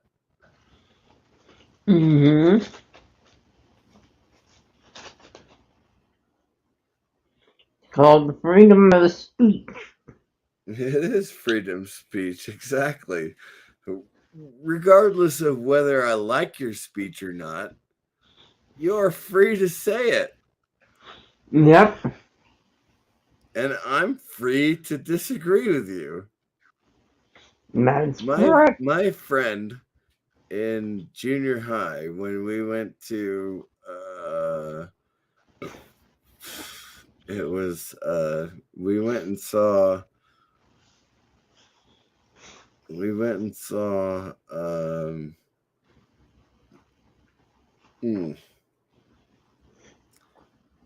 a musical.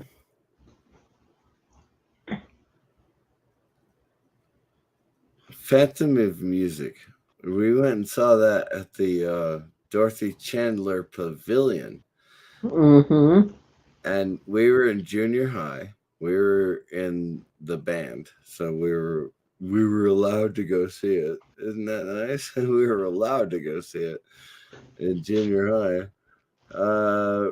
We had to do an exercise on the rooftop of the pavilion before we could go in and see the musical, and it was who's that famous guy who did the song? Oh no, okay, it was Ben Vereen, who was the Phantom for that particular version of the musical. Fantastic, wonderful, wonderful performance, absolutely wonderful. It was great. But on the rooftop, before we were allowed to go in and see the musical, we had to do exercises. And I said, I want to be the mirror of my friend Keto. Keto was a black man, black boy. We were 14, right?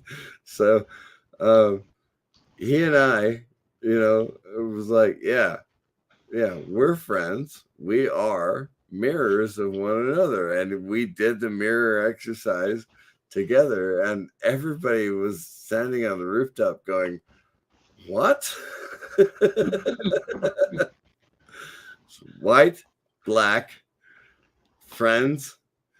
Yes, we did the mirror exercise. And then we went and saw Phantom of the Opera. God, what? Yeah. Shit, that was 30 years ago. God, that was 30 years ago.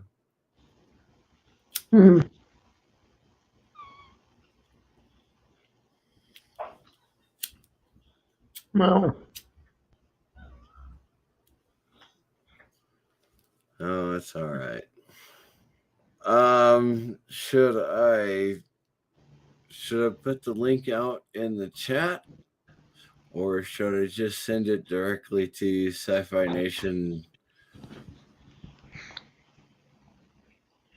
I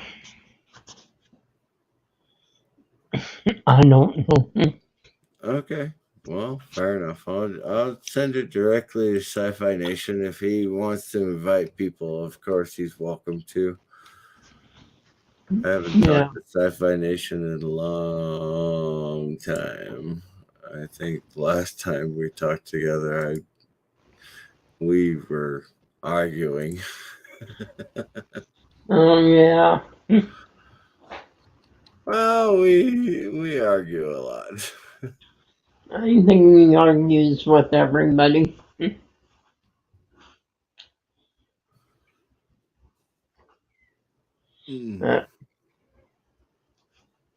That's like It really has been a long time since I've messaged Sci-Fi Nation. Holy cow. Okay, no worries. I got this.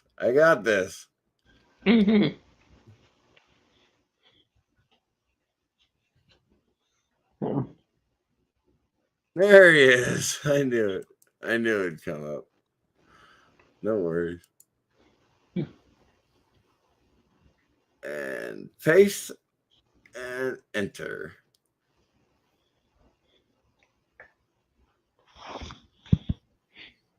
My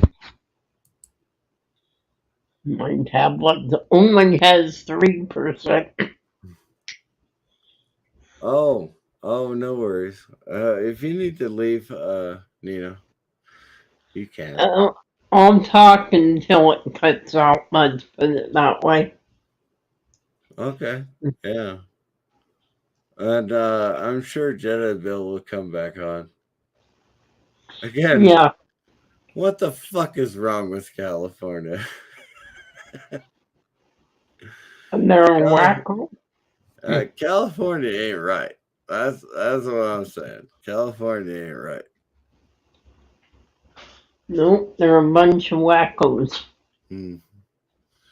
And the odd thing is the rich and famous people, they sell their houses and they come out to Arizona and they buy properties, not houses, properties like acres of land. and they don't know what the hell to do with it. So they come out here, and they come out here to Arizona, and they change their laws in Arizona to match something that seems similar to California. Like, what the fuck did you move out of California for? Yeah.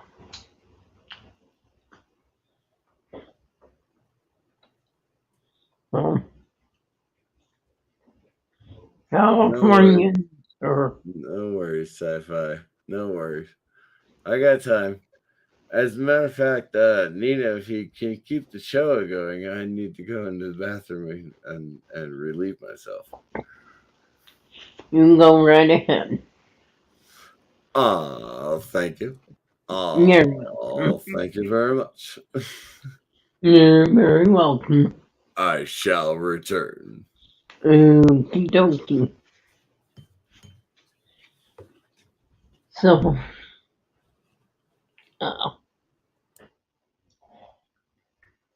in a way, Bill was right about having the homeless. It's because of what happened with COVID. We were shut down. Everybody knows that. That was the dumbest thing to do. But what can you say? That's our government. And so, right now, apartments are sky high. It's like in California, they're about $1,500 for one bedroom. Or in Arizona, some are about 1,900 on up, depending on where you want to live. I pay $625 right now for one bedroom, but they go up every 6 months, $25. And people can't afford that. Who's on Social Security, such as myself. And so, right now, there are jobs you may get. There is fast food places hiring. There are other places hiring. There are people that are hiring. They need waiters and waitresses. And people don't want to work because why should they when the government is giving them money? It's not much, or at least I don't think it is right now. Hey, Bill. Welcome back to the panel. Yeah.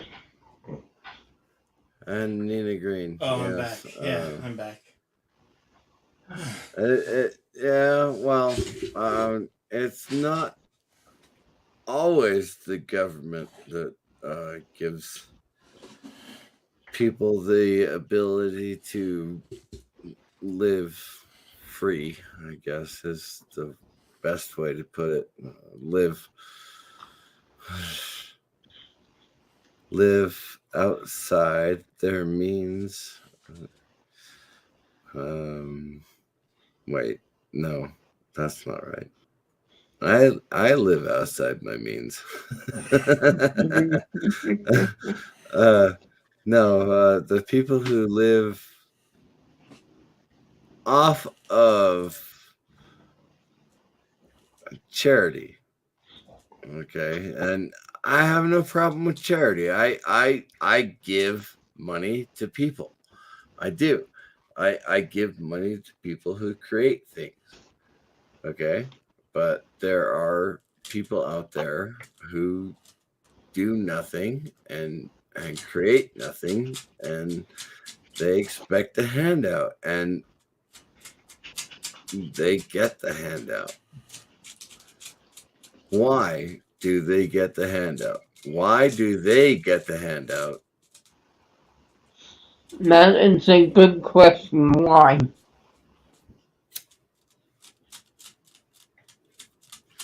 I suspect, and I know Jedi Bill and Nina, both of you, you're not religious people, okay? I get that. I am, so that's my bent on charity. I give to charities. I give to um,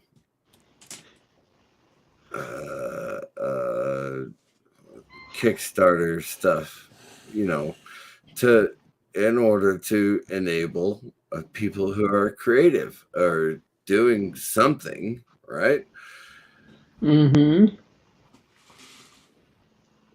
I choose not to give money to people who do nothing. It's maybe it's a bad point of view for me, right? Maybe it is. I don't No. think it is. But if you travel often, if you drive often, right? You go to these truck stops, and there are people at the truck stops who park a van or they park a van or a truck or something, and they say, "Oh my goodness, I ran out of gasoline. Will you give me $20?" And you know what? They may actually make like $400 in a day just parking on the side of the road near a truck stop, going, "Will you give me money?" And Yep. hey, if somebody gives them money, fantastic. Good for you. Give them money. I choose not to. Yeah. I have chosen not to for a long time, but I guess, in modern society, that makes me a bad man. I choose not to give people money who are just sitting around and asking for money. That makes me a bad man in modern society. Hmm. Not Yes, and like you're gonna me. burn in hell for it, Mr. CCTV. Well, the irony is that I am not going to burn in hell. Mhm. I am the good man. I am. It's a weird it's a weird dichotomy, right? So, like, everything I should do according to modern society is what would put me in hell now, right? Or not doing. Oh, sorry. Hey, Sci-Fi Nation. Hey, what's up, everybody? So, what I don't do now is supposed to put me in hell. What I do now is supposed to put me in hell, according to modern pop culture theology. but you understand that theology is real. And so I, as a Christian who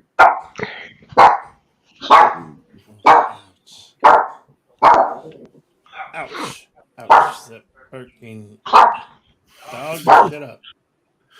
apparently the dog disagrees with me. Brady, shut up! Shut up, Brady! No, I said shut up. I am a Christian, and I do believe that my faith is sound. It is not based on works or anything like that. I understand that a lot of people are like, "Oh, well, what if this person did this and that and the other thing?" Well, they did that and the other thing, and yeah, they're still saved, but they have to be truly saved, right? Like truly believe in their own hearts that they are worthy of being saved. I am that guy, so I have like I don't know, say the 2,345th slot in heaven. I'm guaranteed. I'm guaranteed.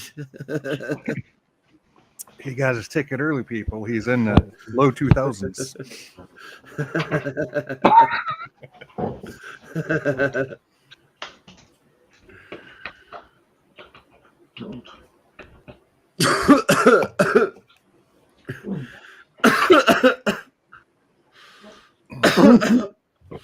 Sorry. Yeah, when the drink goes down the wrong tube, it's Yep. I get what you're saying, Mr. CCTV, and I don't disagree with you. But there is one thing I do want to touch on, and that's they always say turn the other cheek, but you can only turn the cheek so many times before it gets raw, right? you do only have two cheeks, yeah. Well, technically, you got four. But I generally don't turn those cheeks. However, yeah, technically there are four cheeks. Okay. No, I go by the 70 times 70. Or 7 times 70. Sorry, 7 times 70. How many times have people hurt you? Right? 7 times you can forgive them. Forgive them 7 times 70. 100. So you got to forgive them 140 times. That's a lot of people. That is a lot of times you need to forgive them. Oh, okay. So 140 people, not 140 times per person. Per person. That is what Jesus said. Per person. Yeah. 7 times 70. You have to forgive them that much. And it hurts me. It does. It hurts me, but I forgive them every time, and they hurt me every time. But I do it. I do it anyway because that's my nature. You are a very forgiving guy. I've noticed that.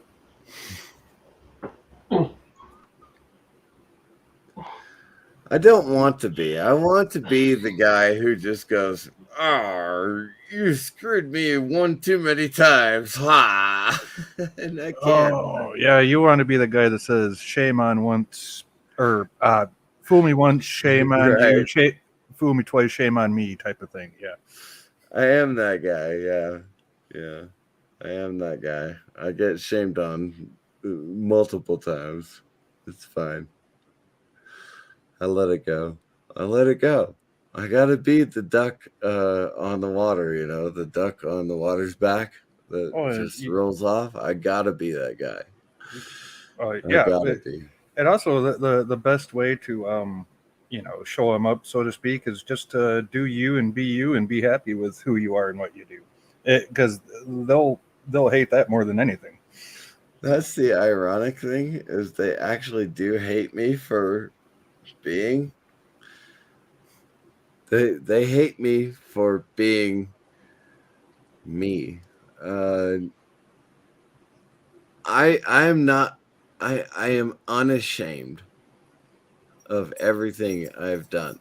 All right. Now, should I be ashamed of having turned myself in for a DUI? Well, maybe I should be ashamed for that, but I was driving drunk and I knew I was driving drunk and I pulled to the side of the road and I called 911. I was like, "Yep, I'm drunk. You need to come get me." It's never a good thing to do, but you did have the presence of mind to say, "Hey, I could hurt somebody out here." I could have hurt somebody. Yes, absolutely. And so I've turned myself in. I did the right thing. I'm paying for it. I did the right thing. And I'm sure the fact that you did do that probably worked in your favor a little bit with the judge in the court. Oh, absolutely. Yes, it did. Yeah. The plea agreement I went with was far better than I could have gotten in any kind of jury. Oh yeah, I'm sure, definitely. Yeah. far better than I could have gotten if I tried to push it. So yeah, absolutely. Yeah. Well, the main thing is you knew you were doing wrong when you were doing it. You prevented yourself from hurting other people in bad ways. And you recognize that it was wrong, and you are, like you said, you're paying for it, and you're making your amends through the court system and with yourself and whoever else you may need to. That's the main thing right there. You're taking responsibility for it. I take responsibility for my actions. I have taken responsibility for every action I've taken in my adult life. So I don't understand this concept of give me. I've never been able to say give me. Not fair. I have said give me, but I haven't accepted anything that hasn't been given, right? And I do what I need to do in order to live my life. So yeah, I think you're a lot like me in that respect. I might not have a lot, but I'll give the shirt off my back if somebody needs it. But when it comes to me, like, I know I'll be in need. People offer me stuff. I'm almost ashamed to take the help, even though I know I need it, because that's not me. I don't like to ask for help or, have have it offered. Yeah. It just, Fair enough. That's the thing is, it's like I want to be. I want to be the guy that you can rely on. And I want to be the guy you can talk to every single time. But when I reach out to family, they just go, okay, whatever, bye. Kind of like treat you like the black sheep type of thing. Yeah. I know where you're coming from. I know how that is. I worked really hard over the last few years taking care of family members, and oh God, I had to refinance my house in order to pay off my credit cards, so that because I was taking care of my mom and my brother, and I don't care anymore. I took care of them. Right. And you did your part. Yeah, you did your part. You helped my family is not taking care of me. So Yeah, Fuck so you 'em. kind of, that's I was just gonna say you probably have the attitude of F them, so and I don't blame you. Yeah, that's what it is. Hey, Professor Brainy Specs, thank you for joining.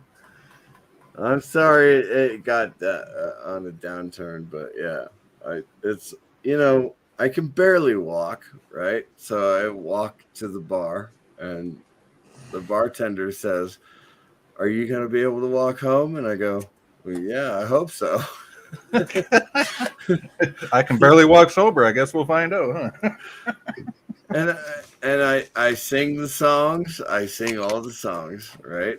You guys know the songs I sing.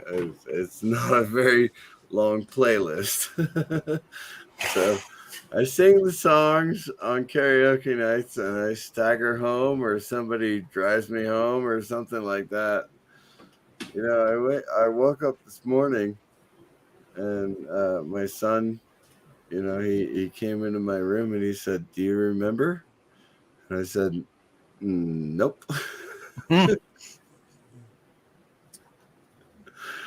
But you had fun and you made it home safe. You didn't hurt nobody, so Yeah, that's the main thing. exactly, right? I can't even start my truck until Tuesday. I'm pretty sure that's how long it's going to take to get all this alcohol out of my system. It's going to be Tuesday before I can drive my truck. And hello to Bernie Specs. Good to see you, buddy. No Bernie Specs. Hey, Bill, how you doing? I seen you up here on the panel, Hello. and I saw Nina was here. I hope she's all right. She's fine. Her tablet died. Yeah. Yeah, I'm selfish. I have all the computers. All the computers and cell phones are belong to Bill. No, all the computers are in my room. I can't wait to see how many lines come All into two of that them. trailer that you guys are going to move into. How many what? How many lines are going to come into that trailer that the two of you are going to live in? Well, they only need one high speed internet line. It is just how good is a router that Bill has? Is it going to handle all the connections? My router is fine. I paid like $300 for it, like All right, good. 5 years ago. I know you probably got one of those nice fancy Netgear ones, right? That's one of the No, better it's a ones. Motorola. It's a Motorola? Oh, Motorola! Wow. Motorola's not bad. It doesn't It's really say not. Motorola, but it's made by Motorola. It's called Aris. Aris, yeah, Aris, yeah. Aris, Arris. yeah. That's the Aris. Aris is actually Aris. that's the name Motorola uses for the cable companies when the cable companies come out. That's Aris is I actually got tired Motorola. of renting from the cable companies for their modem, and it was just ridiculously overpriced. So I You just bought one, invested in yeah. my own. I don't blame you. That rental fee, like back in 2015, used to be like I'm $15 a month just for the stupid modem. I'm still on DSL. Oh man, I had that in the other house 7 years ago, and like literally the phone company had to put I've in new literally had lines. the same modem and router for the last 6 years. I think I've been using this for 6 years. Oh And yes, it hasn't let me down once. I did refinance when the rates were low enough that I could tolerate paying off everything I did for the last couple of years, and yeah, I'm tolerable. I'm happy with yeah. Admittedly, my mortgage is much more expensive than when I bought the house, but hopefully it's a fixed rate mortgage. It is a fixed rate mortgage. I would Okay, never good. go with I would never go with a 3-year arm. Oh my god, can you believe that? Oh my god. When I was still married and we owned a house in Colorado, we went with a 3-year fixed or 3-year arm, and it was just the worst thing ever. Now that 3-year one, that's the one with that big ass balloon payment every 3 years, right? Yep. Yeah, that's what I thought. So now that I'm a homeowner on my own without the ex-wife. Oh, you mean where they can't take her bad credit into account even though you got good credit? What are you talking about? I have no idea what you're talking about. She's never made a bad financial decision in her life. Yeah, I don't know. I was just speculating. That's The sarcasm didn't run through. Sorry. It's dripping through. Hey, Thomas Potts, what's up? What is it? Sunday night? Yeah, Sunday night, Yeah. buddy. Wow. Are we still live? We are. Wait, Has it been? yeah. 2:25. Holy cow. Name that tune. I don't do name that tune. You do name that tune. I thought you'd. Oh, yeah, that's right. Oh no, if you I was on with you. Yes, absolutely. Name I that did tune. it a few times. Yeah. But trust me, without words, I can't sing it. That's why I do karaoke. That's why I just bought the Jackbox starter pack. They're in oh god. Yeah, it had to have been 2000. It was. Okay, it was 2000. Yes. Because 2001 I was leaving the army. Okay. Yeah, I separated from the army. Honorably. January. Honorably, yes. Honorably in 2001. And I moved back to California.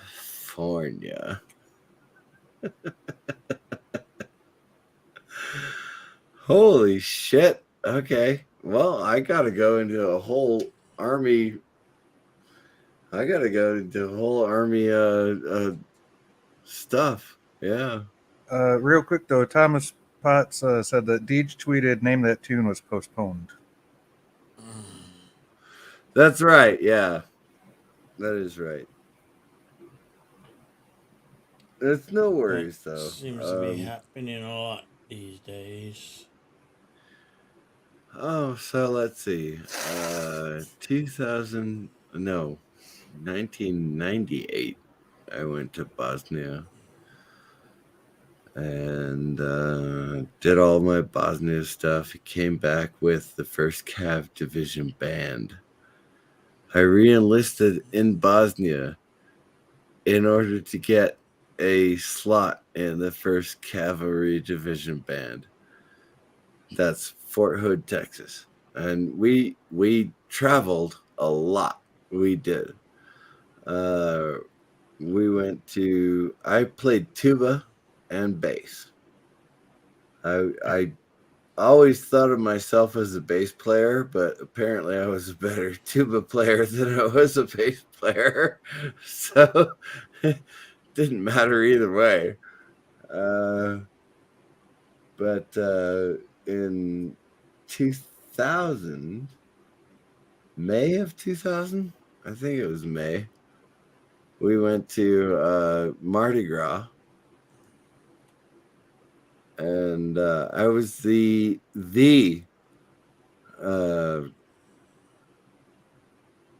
tuba player in the band, and so I was like the guy. I was like the sousaphone player. When The what? The what player? The sousaphone? Sousaphone, yeah. Scissorphone. What's a scissorphone? Sousaphone? Yeah. I've never heard that before. It's a tuba with a great big bell. Oh, like we're okay, like on the horn end of it, like a big bell on the end of it. Yeah. Well, every time you've seen a marching band, you've seen a sousaphone. I've seen the tubas. I don't remember seeing anything on the end of them. No. That's why I'm genuinely asking. I'm genuinely curious. It's ironic because if you see professional marching bands, you will see tubas that are held on the shoulder, Yeah. and also you see sousaphones.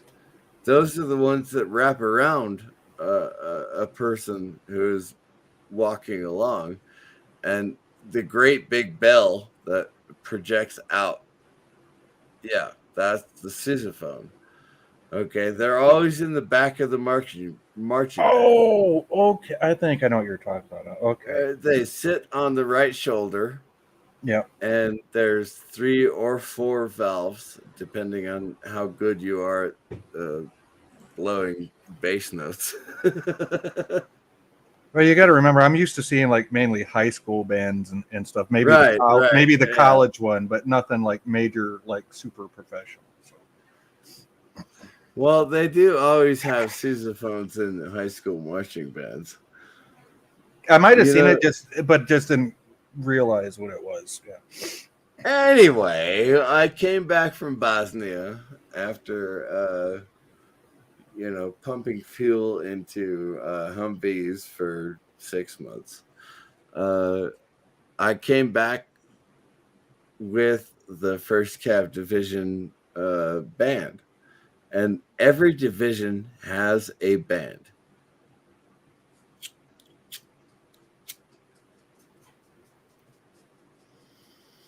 And the 1st Cav Division was the band that I came back from Bosnia with. I was still a fueler.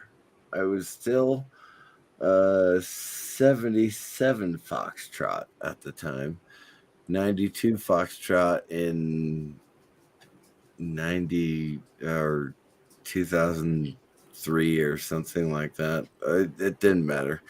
Anyway, I was 77 Foxtrot, so I was a fueler in the band, and I was playing bass. And the first song that I ever played bass on was Neon Moon, right? And so that was fantastic. And my amplifier fried out in the middle of the song. So I turned around and I was trying to figure out why my amplifier wasn't working. But everybody else in the small group was still playing. I was trying to figure out what the hell was going on with my amplifier. Yeah, you didn't know if a wire came unplugged or what, but yeah, the thing just fried on you. Oh my god, it was so fun. The coin that I carry with me all the time. Sci-Fi Nation, do you know what coins, challenge coins are? I have heard of them, yes. I haven't seen one in person, but I have heard of them. I have a basic idea what they are. Okay. Challenge coins are items that high-ranking persons give to the lowly, right? So, right. If you went to Iraq as an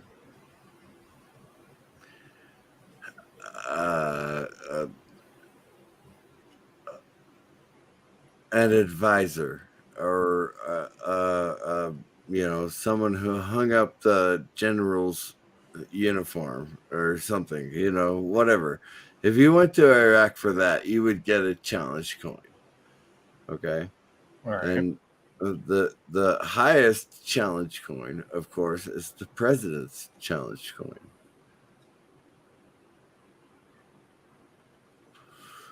I did not get the President's Challenge coin in Israel in 2008 because I was sitting on the airport. I was filling out hazardous declarations. Everybody else on the detail got the President's coin. I did not. Because you were making sure everything was labeled properly. I was making sure everything was labeled properly so we could get home. Well, you'd think you'd be one of the first ones on a list. I'm just However, saying. in 2000, I did get the coin from the 3 Corps general. I'll show it to you here. I'll turn my camera on. Hold on. There, I'll turn my camera on. I don't know if you can see that. Oh, yeah. Yeah, I can see it. Yeah. 3 Corps. Can you make yourself big so the chat can see it real quick, buddy? I don't know if I can. There you go. Oh, there you go. Yeah. Yeah, look at that. General Laporte gave me that. Oh.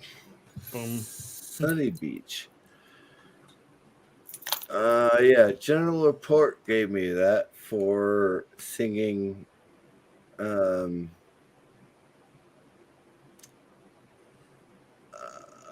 Suit Riot. Zoot Suit Riot, yes. Zoot Suit Riot, yeah. Good song. I like that. I was singing in front of, call it 10,000 people. Not a bad crowd. Yeah. So, my how do I make this go back to everybody? Just click your, there you go. Yeah. There. Oh, that'll work, yeah. Yeah, it works. That's one way of doing it. My bucket list, yeah. Trying to be a rock star, because I was a rock star back in the 90s when I was in a real garage band, Oh, the 90s were awesome for trying to do that stuff, especially if you actually could play an instrument.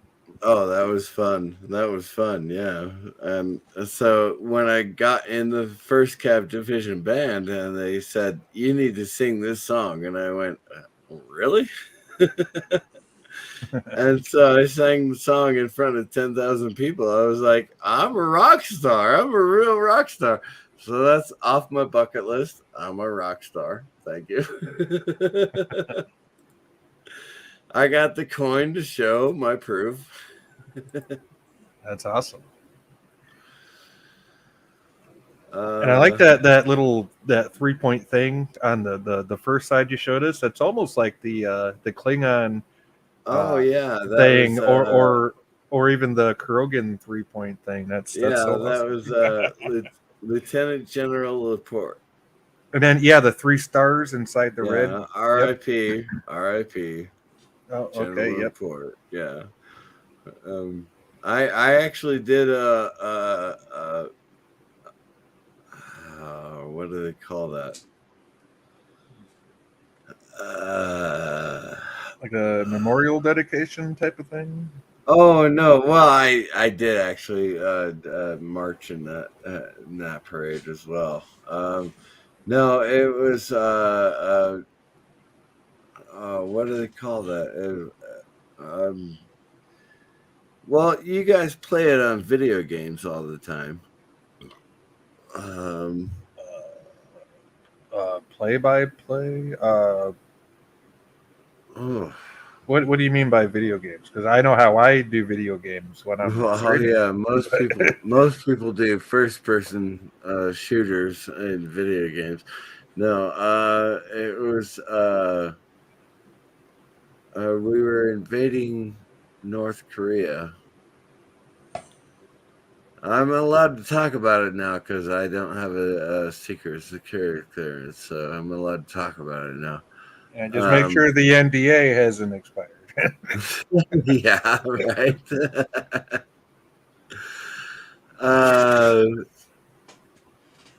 Well, we were invading North Korea, and so we did a live fire, exercise with soldiers out there in the Oh, field you were doing doing all that you were stuff. doing a war game, and it was War game, yeah. Oh, We okay, were all doing a war game exercise, and I was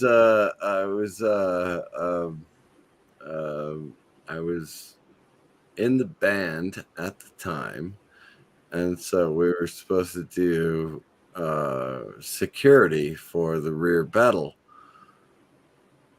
And so the rear battle captain said, "Hey, come on and do RTO, radio telephone operator." So I was doing that instead of just guarding the back door for no reason at all.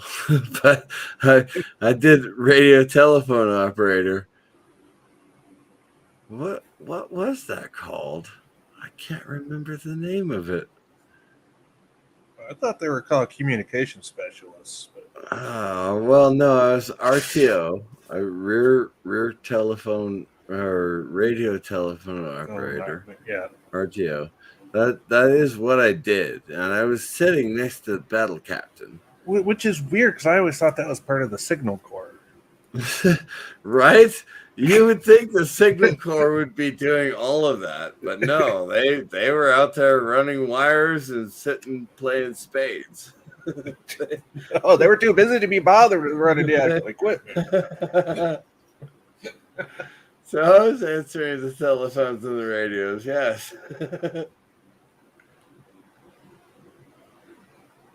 Oh, that's funny. A fueler, a guy who knows everything about jet fuel, was on a mission with the 1st Cavalry Division Band as a tuba player, answering telephones. Answering telephones for a rear battle captain. Yeah, and we were invading North Korea. Oh my god, that was fun. It really was fun, though. It was probably a good thing Division Command didn't bring you up and be like, or not division, but battalion even. Yeah, that would have been funny. No, I had a good time. That was like me sitting at the recruiting station when First Sergeant called in, and I was the only one there. Both recruiters were out. When the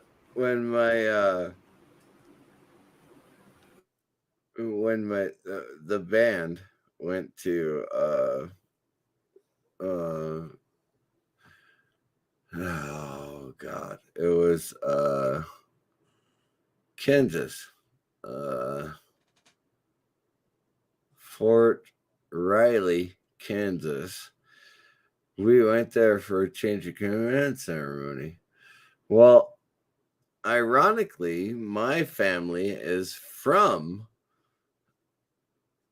Lawrence, Kansas, and so it was very close, right? So we went to Manhattan, where my grandfather danced with his girlfriends in Manhattan, Kansas. I was like, really? This is the bar that my grandfather went to? Fantastic. And then a week later, I saw one of the stones. Stonemasons always sign their work, right? And so I knew that my other grandfather actually built Fort Riley, Kansas. I was like, what the? Did you see his mark on some of the stones? Yes, on the old Fort Riley. Yeah, because we were staying on the new Fort Riley, which was all horrible barracks, army barracks. Well, that's kind of cool, though. You got to see some family history there. Oh, it was fantastic. I loved it. Yeah. Well, I had just started smoking at the time. Cigarettes, people. He means cigarettes. Yeah, that's it. Yeah, we were allowed to smoke in bars out there. Arr.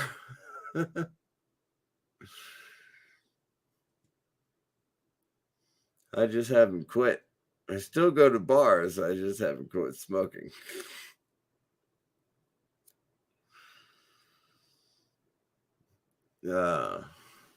So, again, we have to go back to what the fuck is wrong with California? I saw the title of the stream. I'm not sure what you were on about, but I'm sure it has to do something with California. They,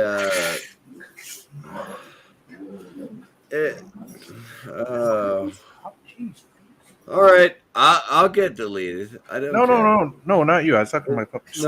No, I will get deleted. I will. Why would you get deleted? The LGBTQ community won a victory in California. Anyone who is less than 10 years old than their prospective sex partner is legal. So wait, are you saying you can have an 18-year-old and 11-year-old? Is that what they're saying? That's legal. Okay, I'll admit, even as a lefty and a progressive, that sounds disturbing. It's legal though in California. It's legal in California. I mean, I know technically 16 is legal age in Michigan, but that's just the way the laws work here. But as long as you are not more than 20 years older or 10 years older than your prospective vagina, you are allowed to have sex with that person. See, even as a left-leaning person, I don't agree with that at all. No. And that's why I got so angry. Why I got so angry. Not only does that not only apply to them, but that also, if I'm hearing you right, that applies to not just them, but even the regular hetero people. It was considered a win for the LGBTQ community. It was considered a win. I would not consider that a win. I would consider that an avenue to child abuse. I choose not to comment on that, but yes, you are correct. I do believe that would be. What do you want? What do you want? What? Not you. I'm sorry. I was like, what? Not you. What do you want, LGBTQ community? What do you want? What do you want, Q community? Equality. What do you want? Rights to be the same as everybody else. You want the right to be everybody else? Well, everybody else cannot have sex with a 10-year-old. That's what I'm saying. If they want the right to be on the sex offender registry, then let them. I mean, but they already had that, to be honest with you. That is not how we see it. But that does. No, that's not the way you see it. I understand LGBTQ community. Thank you for pointing that out. You don't see it that way. Jedi Bill, keep doing that voice. Yeah, that one was actually funny. I like that voice. That was funny. It's absolutely ridiculous. Why is that a win? Why is that a win for the Q community? You know, I would venture to say that for the majority of people in that community, that's not a win. That they would see it as an outlet towards child abuse, no matter what a person's orientation might be. Absolutely. Absolutely. I don't care where you want to put your penis. I don't care. Except my daughter's 12 years old. Don't put your penis in my daughter. Yeah, and I'm raising a boy that's 10 years old. So yeah, that's a little disturbing to hear something like that. That ain't right. It ain't right on any level, no matter what side of the political spectrum you're on. That just ain't right. There you go. Here's what spawned this whole. I was wondering when you were going to bring that up, Jedi Bill. Thank you. I was hoping you would bring that up. Yes. State Bill 145 passed in California. Or Senate Bill 145. The bill itself is ridiculously long. It's 5 pages of legal terms. Yeah, lawyer speak. Yeah. But this sums it up. A 21-year-old can have sex with an 11-year-old and not be listed on the sex registry. What the fuck? What the fuck? I understand that. That says exactly what you said. I'm gonna have to look into that because it's not right either way. But I'm gonna look into that and read what it actually says. This is considered a win for the LGBTQ community. You know, which I don't understand how, because they're all about protecting rights. Well, you're not protecting any rights, especially the kids. You're not protecting the children. You're not protecting the children. Right. That's why I want to look into it and see what the. I'm not saying that you're wrong, but I want to look at the actual language of the bill and see, you know, what it actually says. Well, I have to tell you, California is fucked up. Oh, I'm not saying that they're not. Yeah, I mean, there's a lot of things I don't agree with that state, even being a lefty. California is fucked up. Even when I was a teenager, 40 years ago. Oh yeah, the MTV age. We're about the same age. Yeah, MTV, all that stuff. Oh, Hollywood was the big thing back in the 80s and 90s, and even then it was messed up. It was fucked up then. I can't believe they've degenerated to this level. Even when in 93, when I left California, I said I cannot live in California anymore. And I left California. I thought, it can't get any worse than this. It has gotten worse. It has gotten worse. California is the last place. It should be number 50 on the roll of states of the United States.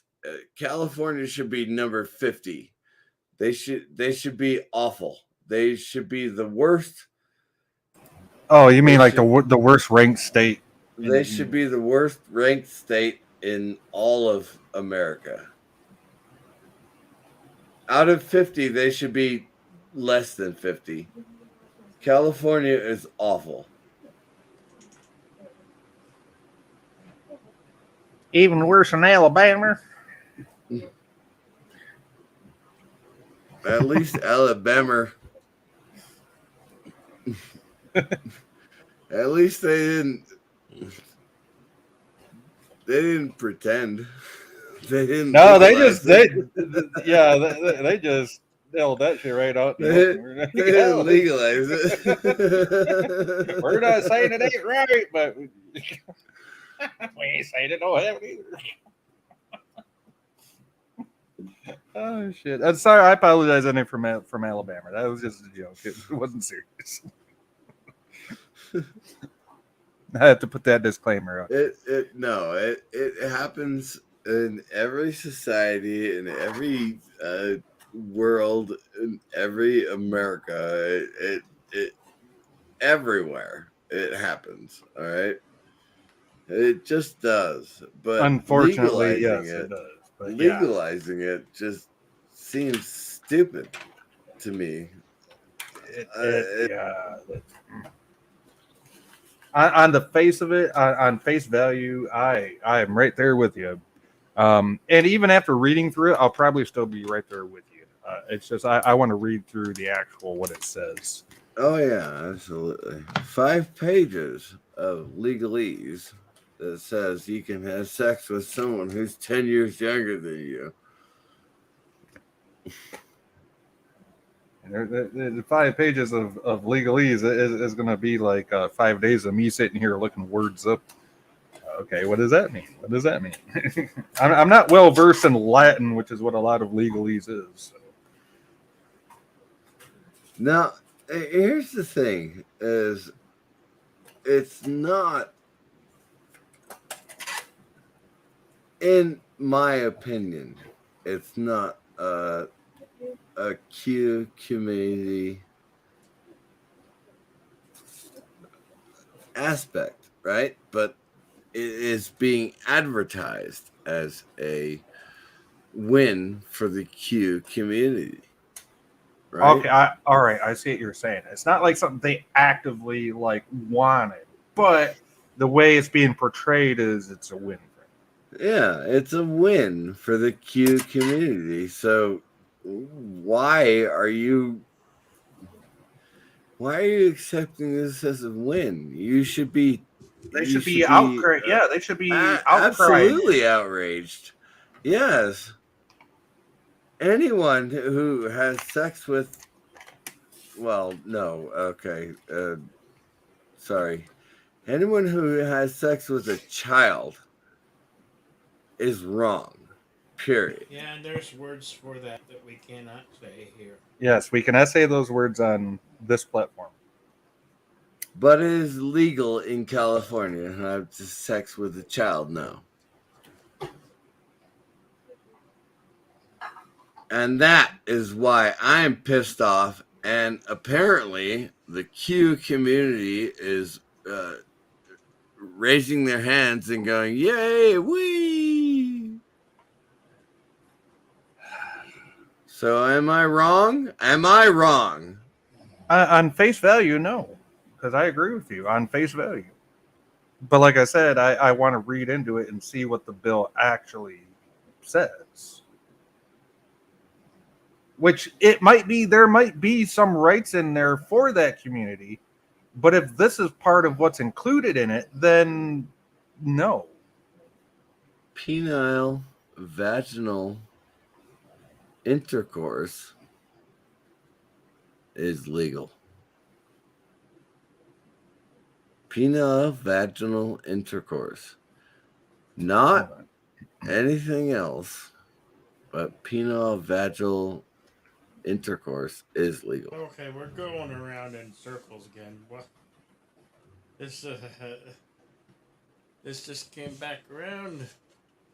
Wow.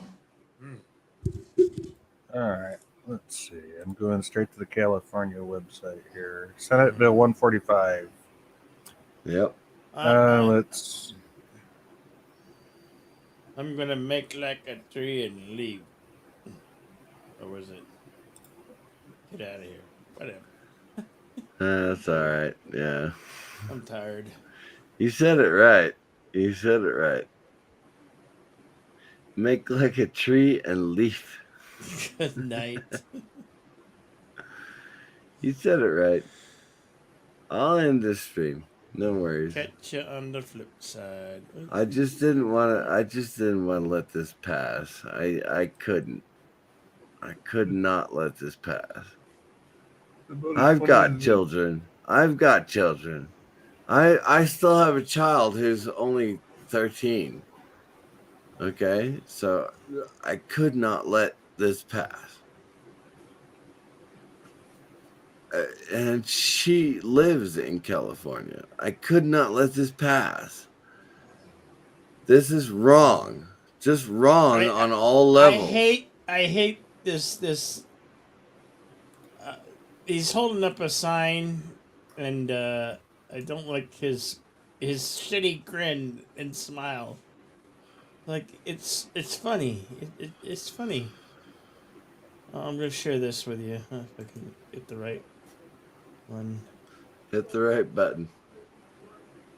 No, not that one. That's the one. There we go. This one. This guy. This guy. Exactly.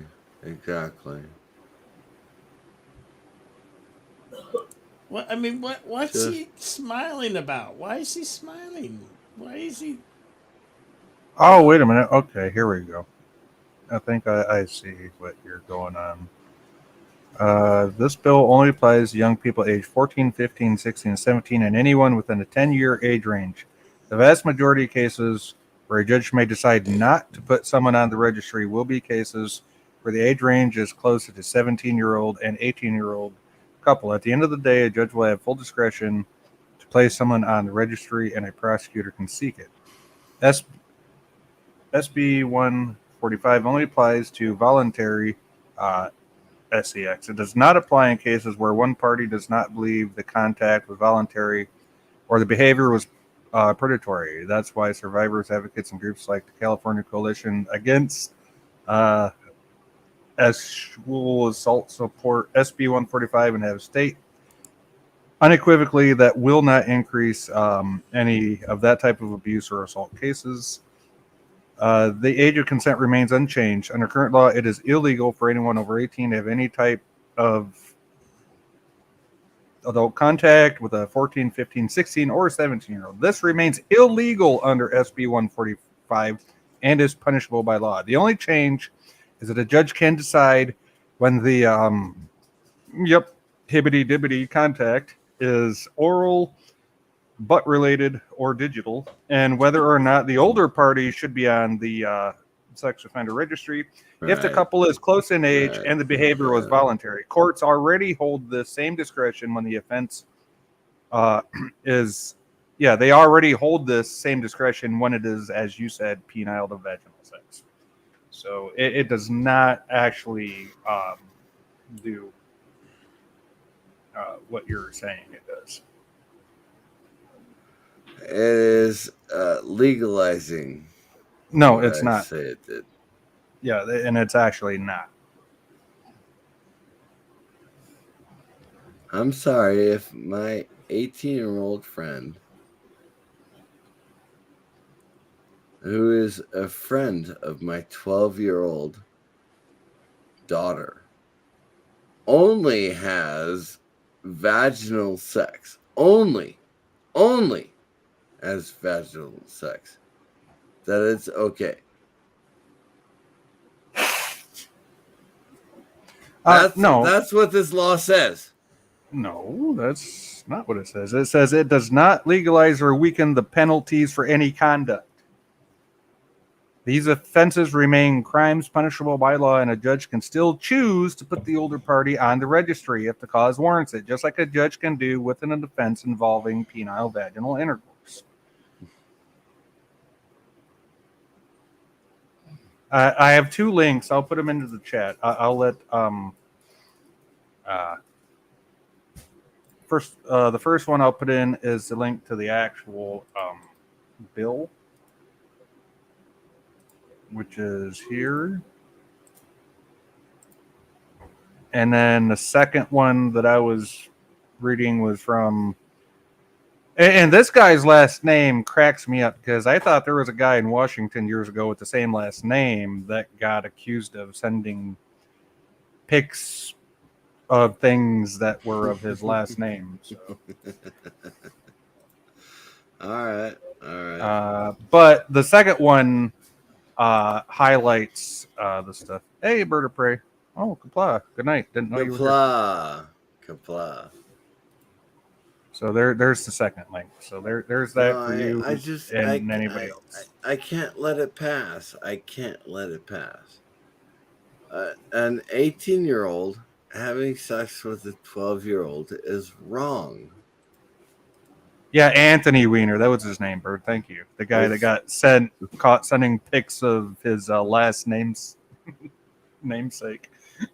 That's why I thought that was so funny. This guy's last name that's on the second link I sent you.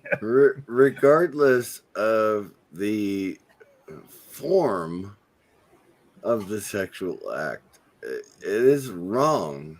It is wrong, but I don't think it's actually the way you're perceiving it. It is the way I'm perceiving it.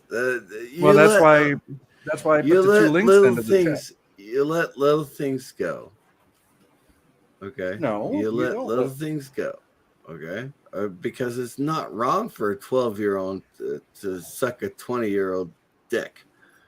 Yeah, that is wrong, but that's not what this bill is saying. No, that is what exactly the bill is saying. You're allowed to let a 12-year-old suck a 20-year-old's dick.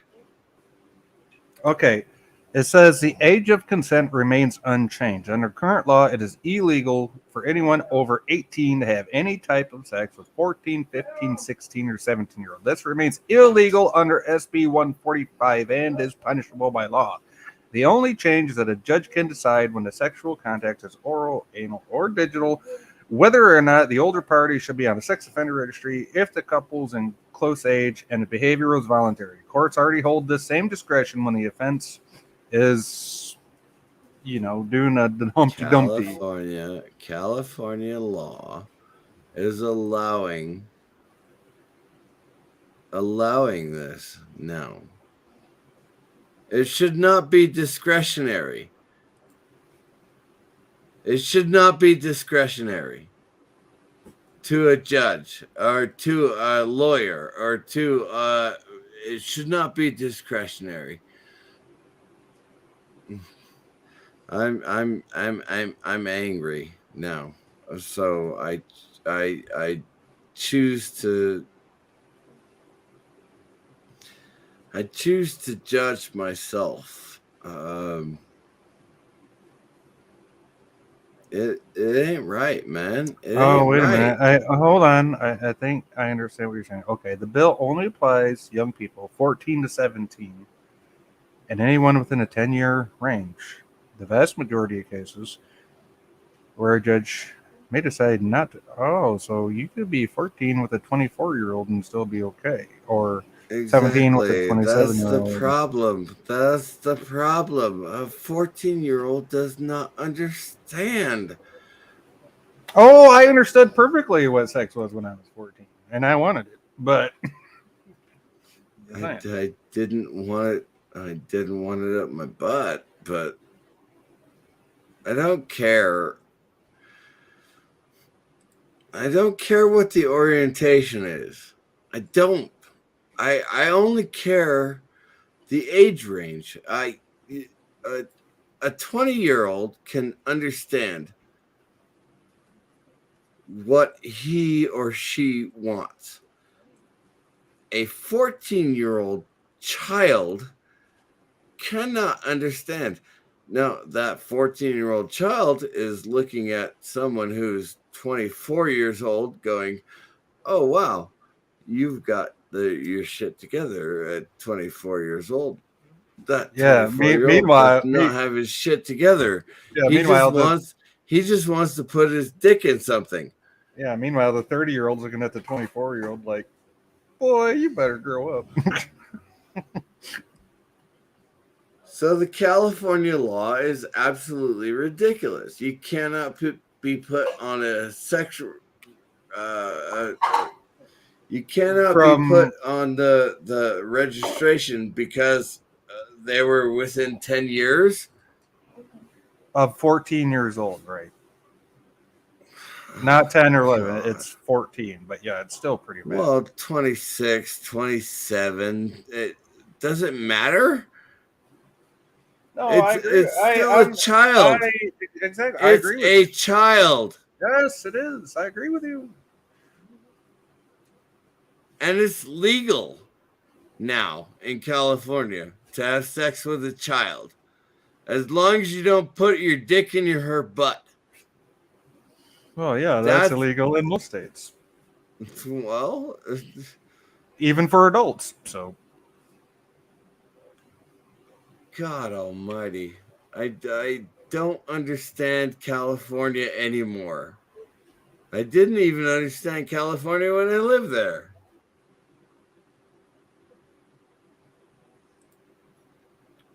I don't want to try to. I'm just saying.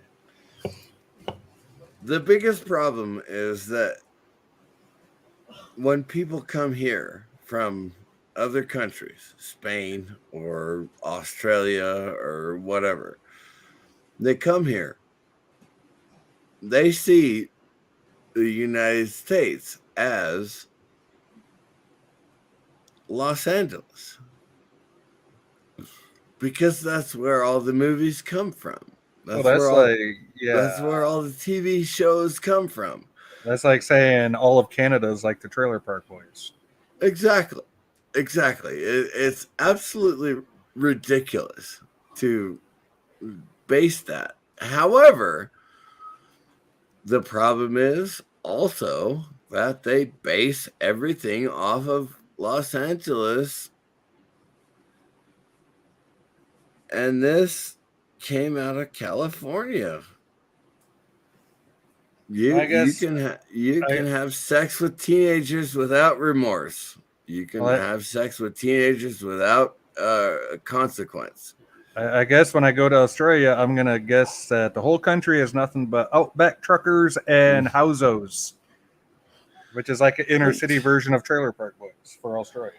The smart people understand that all of USA is not Los Angeles, but you do have to understand that California has a lot of influence on world politics. And this bill came out of Los Angeles. It did not come out of Sacramento. It didn't come out of Coulterville. It came out of Los Angeles. So regardless of how many people live in Los Angeles, the bill is from Los Angeles. Yeah, but the problem with that is it took representatives and senators across the whole state to approve it. Yeah, I know. And which by approving, I mean they passed it in their state house and their state senate. Yeah, by voting for this and for that and for the other thing, and I die. Oh God! So you have to realize that includes the Republicans in that state. It does. It has to include the Republicans because you couldn't pass a bill like this without the Republican support. But oh Jesus! I just made your brain hurt, didn't I? Oh God! What kind of society are we? What kind of society are we going to, though? Well, one thing I've learned is you can't base society based on lawmakers. No, you certainly can't. You base it on the everyday average citizen of said country that you're going to. The thing about California is propositions like 140, 145 are voted by the public. So, right, but even if it's voted on, unless they do it like we did here in Michigan, unless it's an actual public referendum, then even if the public votes on it and it's not a public referendum, let's just say it's something, what do you call it? Like something 1, 2, or 3, whatever those are called, right?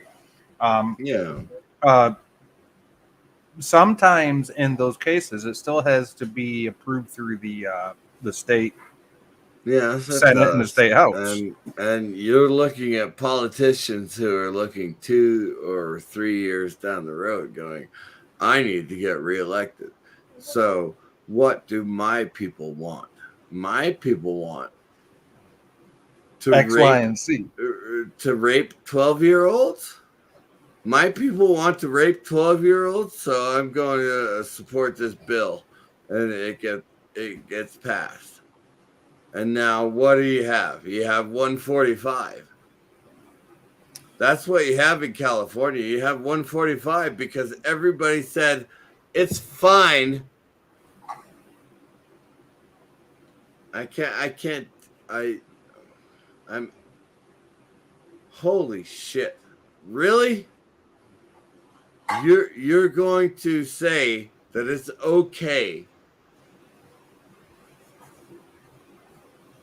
It's okay for a 12-year-old to have sex with a 22-year-old. No, the 14. No, that's what California said. That's what everybody in California said. It's okay for a 12-year-old to have sex with a 22-year-old because we passed this bill, so it's okay.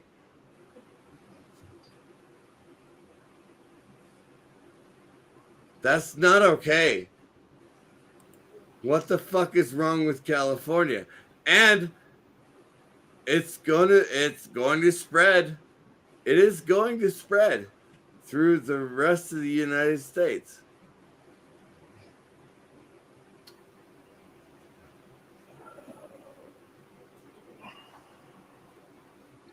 Because California is where everybody wants to go. Because Hollywood is a famous place. And everybody wants to walk in the feet of Errol Flynn. That's why everything comes from California. And this bill that allows men 22, 24-year-olds to have sex with 12 or 14-year-old girls legally. That is what we are going for. That's what we are making legal now. That's what you want?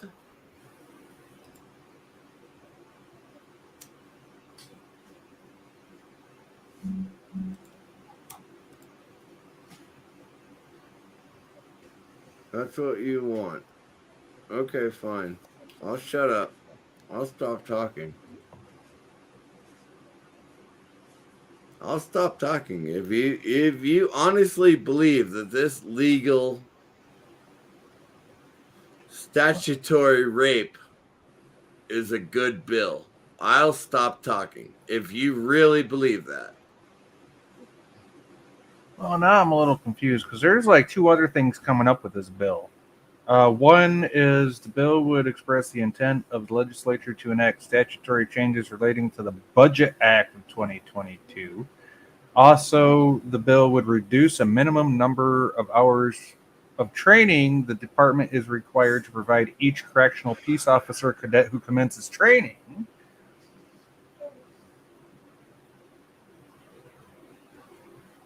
So it's looking like this is something that they call, like we call, that they put into like into the bills on the national stage as earmarks, which is just something that gets thrown in because they all know the bill's going to pass, so they just say, "Hey, throw this in there." I told you I'd stop talking. If you really think this is a good idea. No, I didn't say it was a good idea, did I? I just said I wanted to research it more, and that's what I'm trying to do. I shouldn't do it while I'm on the stream. But... No, that's fine.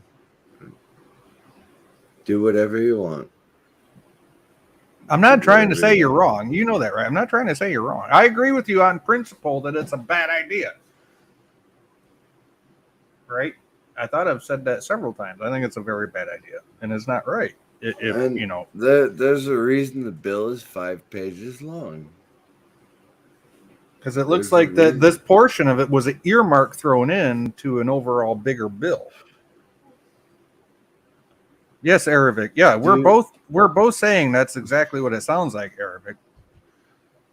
And neither one of us agree with it if that is the case. Yeah, it is. It is legalized child abuse. It is. Regardless of whether the young man or young woman, the young man may be 14 years old and enjoying time with a 24-year-old. Is that right? Is it right that No, absolutely not. Boy, absolutely not. I don't care if they think they have a relationship or not. That's no, totally no. Because here in Michigan, that's called CSC, criminal sexual conduct. But it's legal now And in it's a California, isn't it?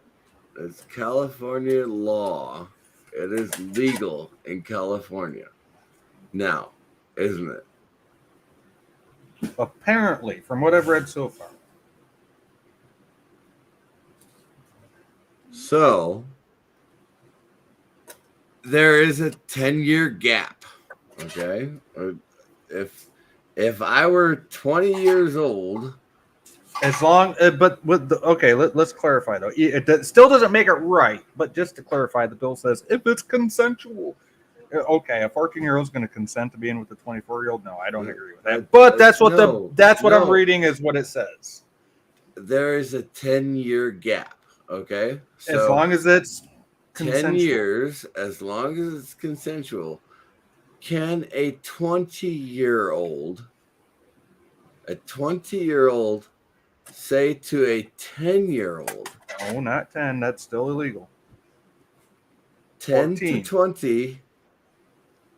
14 to 24. Okay, 14 years old, according to the law. Okay, fine. I'll give you that.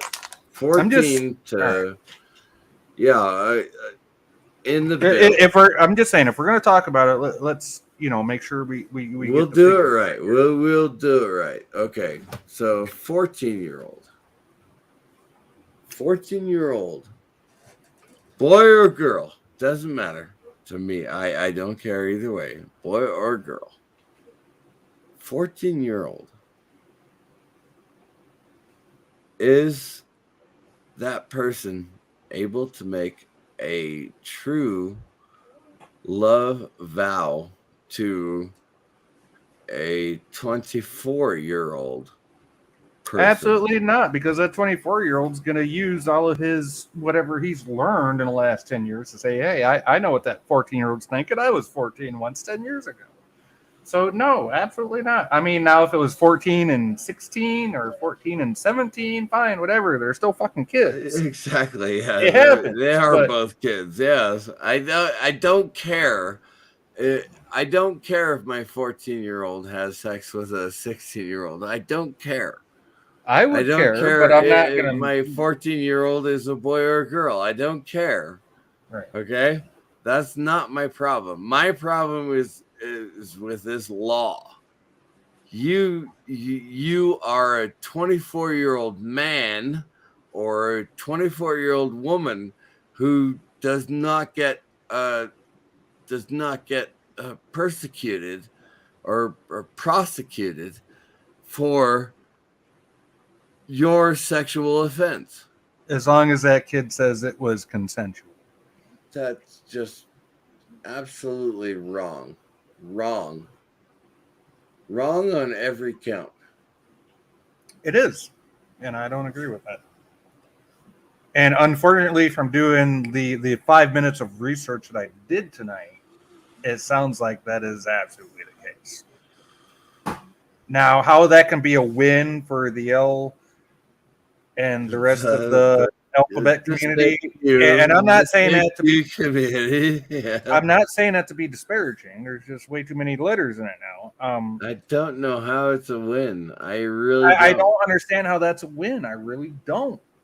It's still, in my book, is considered child abuse. I don't care if that child thinks they consent or not. You're not mentally capable enough at 14 years old, or 15, or 16 for that or matter, 16, yes, to make that exactly. I wasn't determination. capable of making my choices until I was 40. But that doesn't matter. You're legally allowed to make choices at 18. Right. In You can every go out state, and you're join up for the allowed. army. See, that's what I don't Exactly. understand. You can go out and join up for the army at age 18 You're and smoke allowed cigarettes to and get make your bullets choices flying all at around you. But 18 goddamn, years old. if you get caught with a beer Okay? before 21, we're going to serve you with an MIP. However, this law allows people who are more than 18 years old to arbitrary do things to children. It's not arbitrary. It's No, not she doesn't need. arbitrary. I got the headphones on. She was just commenting on the thing I said about the you can be 18, sign up for the army, have bullets flying around you, but you're fucked if we find you with a beer in your hand because we're going to give you a minor imposition. Yeah, I've been there. I've been there and done that. That's what she was commenting on. Not the big issue we're talking about. All right. Well, it's She all right. she can't hear. Yeah, she can't hear your half of it. I have the headphones on. No, it's all right if Mr. Sci-Fi wants to come on. It's only the two of us right now. So Well, yeah, let me unplug the headphones here. She can hear you talking. All right. Hopefully you don't get any feedback here. that's right, Aravic Saunders. It is absolutely child abuse. Yeah, as far as is. I'm concerned. Now, my son is 18. My other son is 17. If they get into a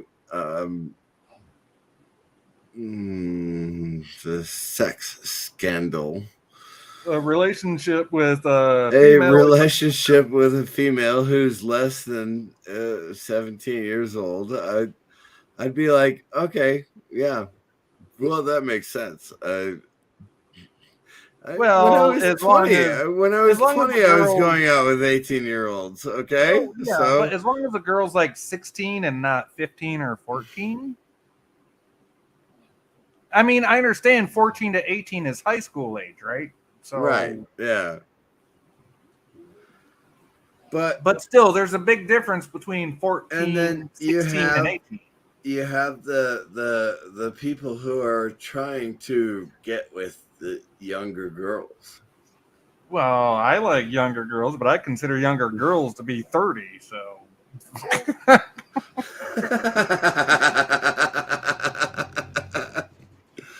That is actually funny. My daughter is 21, and I keep going, oh God, she's 21. Shit. Shit, she can drink legally now. Shit, oh, that reminds me, honey, before you come home, pick me up a 6-pack. we can go to the bars together. You can my 18-year-old son, right? My 18-year-old son, he's allowed to come to the bar with me until 10 p.m. Until 10 p.m. He yep. has to go home. I was going to say, yeah, a lot of states 10. I think where I live, it's 9 p.m. But yeah, they are allowed in till a certain time of night. I went out with my parents on my 21st birthday. My whole family was there at the bar. There you go. That's what I'm talking about. But yeah, my 18-year-old, we dance with the same women, right? He has to go home at 10 o'clock. There are rules for a reason. And yeah, absolutely. And I agree with you. Relaxing those rules in California specifically is a bad idea. It is a bad idea. But like I said, the way I'm reading this is it was an earmark, which is it was something thrown into California's budget for their Department of Corrections. Which is a really good idea. Not really, because that organization is lacking in funds so bad, they will take any increase in funds they can get, even if it means putting something stupid in like this.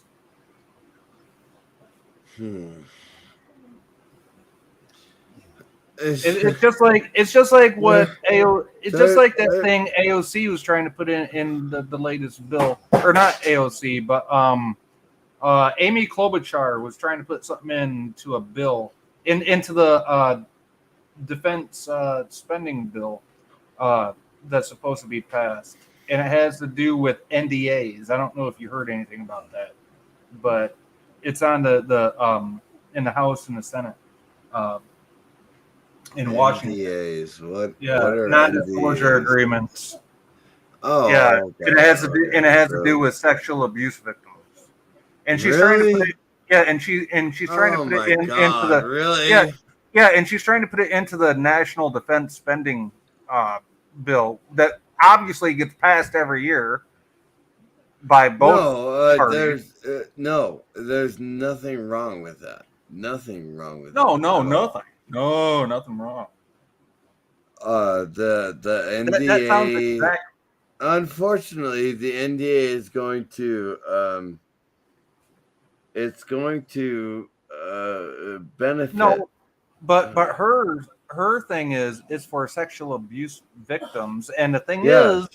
And the thing is, it's going to benefit the high-ranking officials, colonels and CEOs, and colonels and generals and CEOs. It is going to benefit them.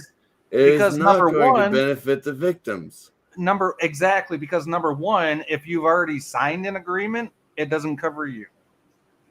Exactly. Like, I'm not allowed to talk about how I got raped up the butt. Right.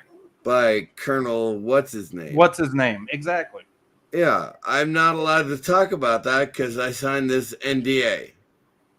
And also, if you are in the middle of a settlement and you sign a settlement of any kind, that means you can't talk about it. And the thing is, here's the thing. People sign those NDAs, especially women, because they fear losing their job. They fear getting blacklisted in their field of work and can never work again in that field. Well, it's not just the NDA. It is it deals constant. It's a constant problem. I mean, I had to teach classes on female empowerment and stuff. I had to teach those classes. I was the sergeant. I taught everything. I was the sergeant. So every movie and every TV show that you see, the sergeant. I was the sergeant.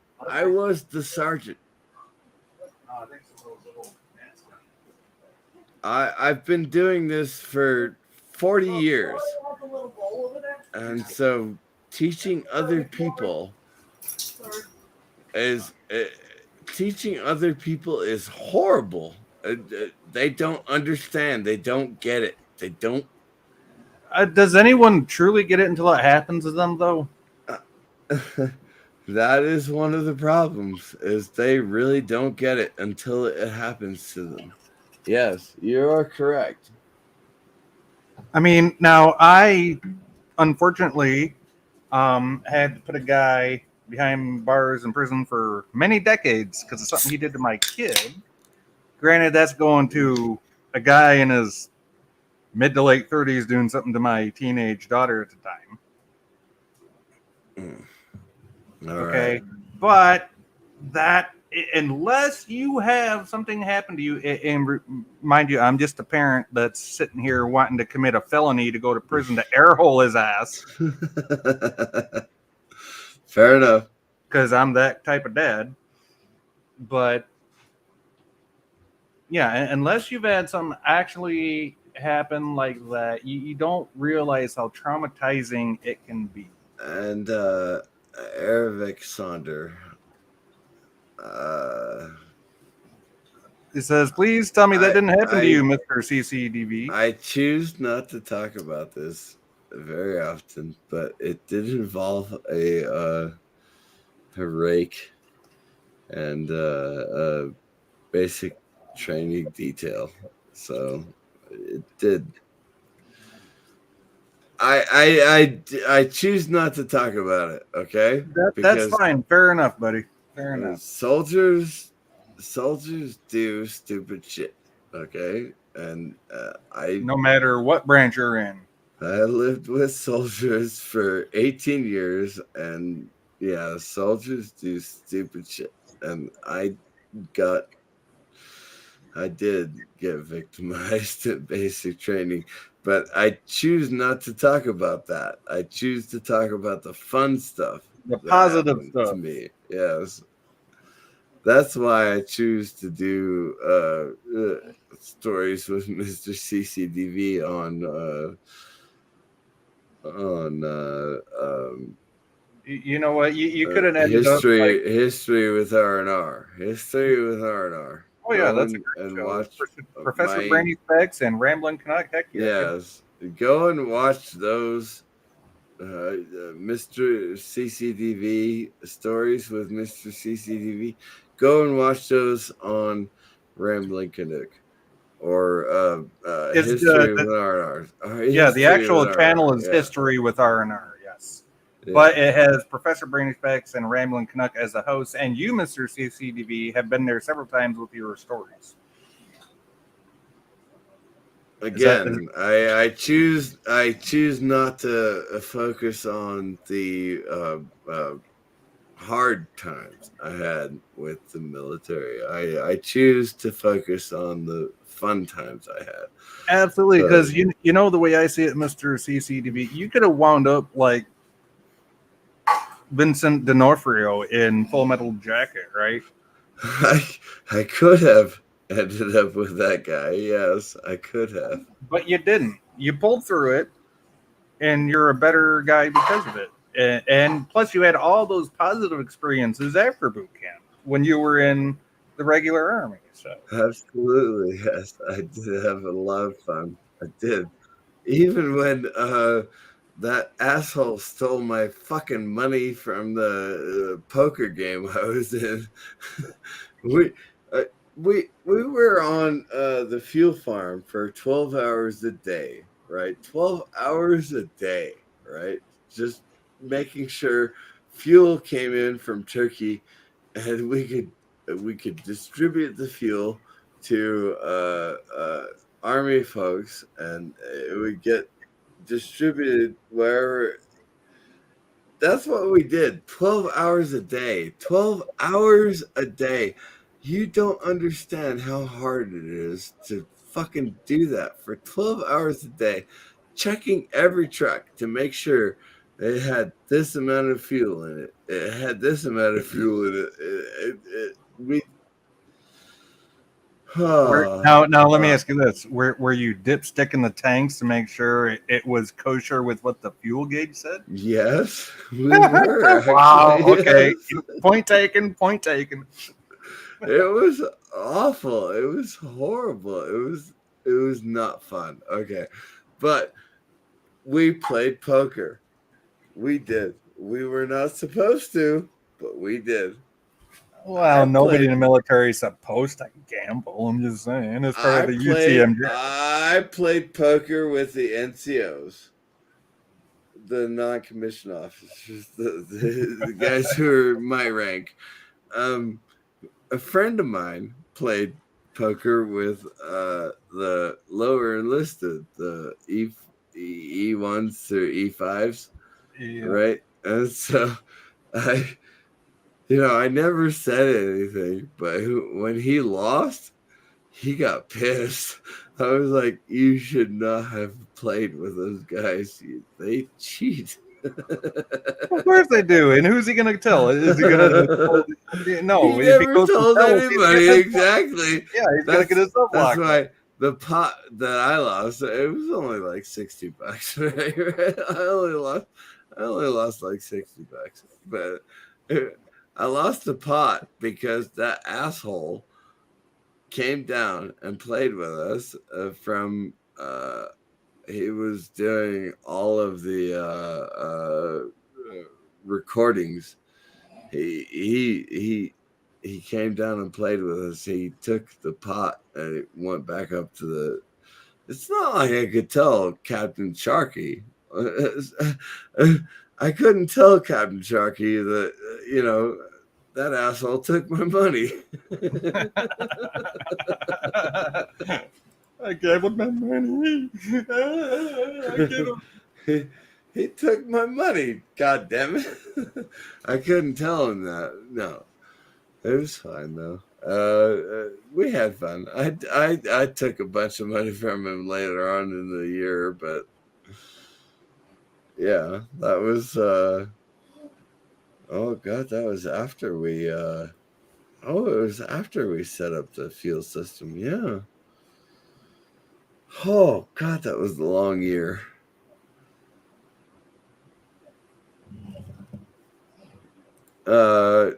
Army, fuel, Iraq, blah blah blah blah blah blah blah blah blah.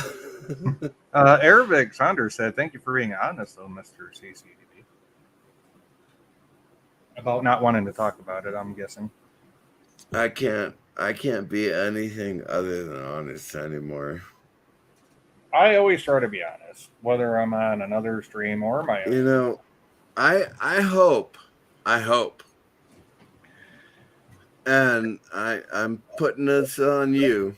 I'm putting this on you. Uh-oh. Yes.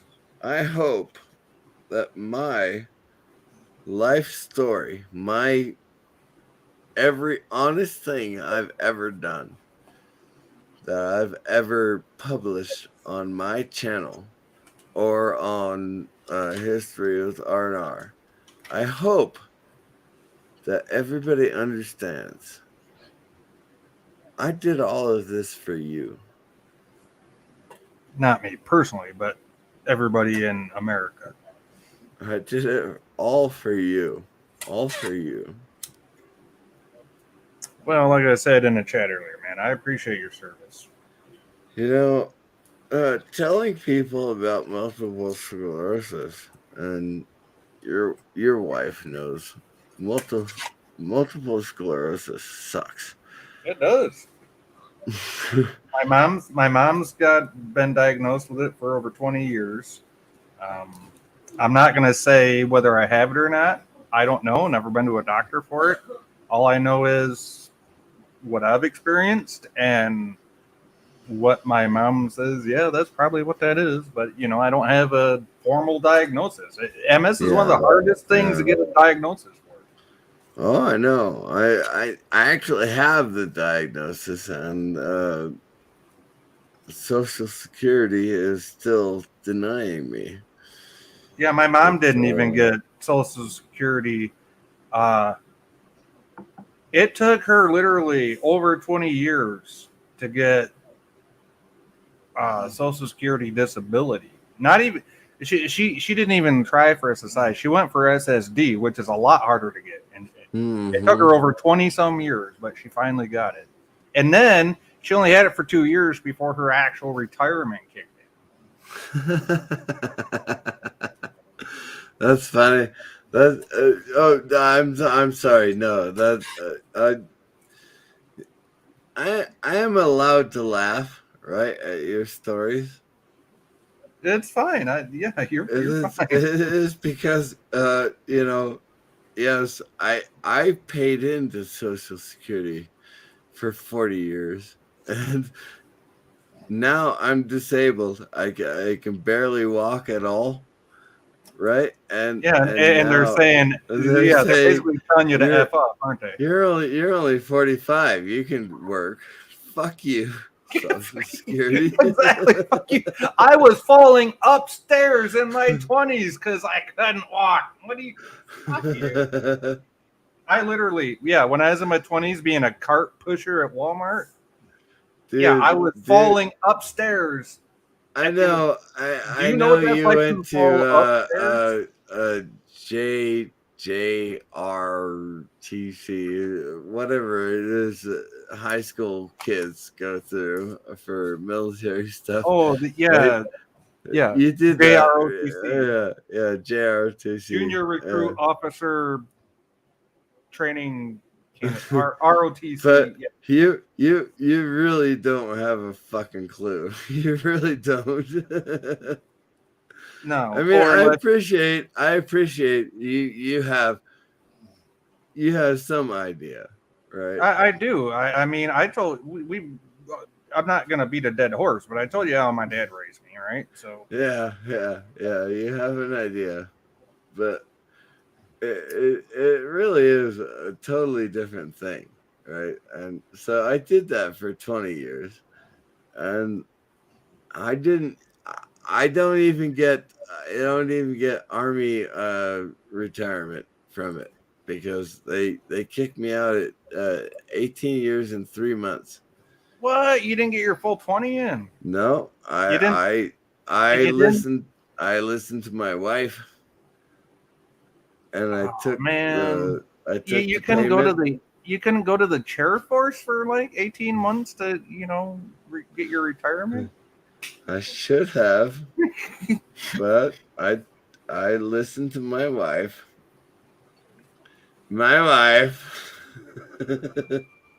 Yeah, well, enough said. So, yeah, you do grow in the military. You do. I mean, it's not like, even, let me just say this, even if you're not in the military, but you're the child of a parent that was in the military for any length of time, you come away in a sense of growing up with those same values. I thought that a military brat would be a good wife.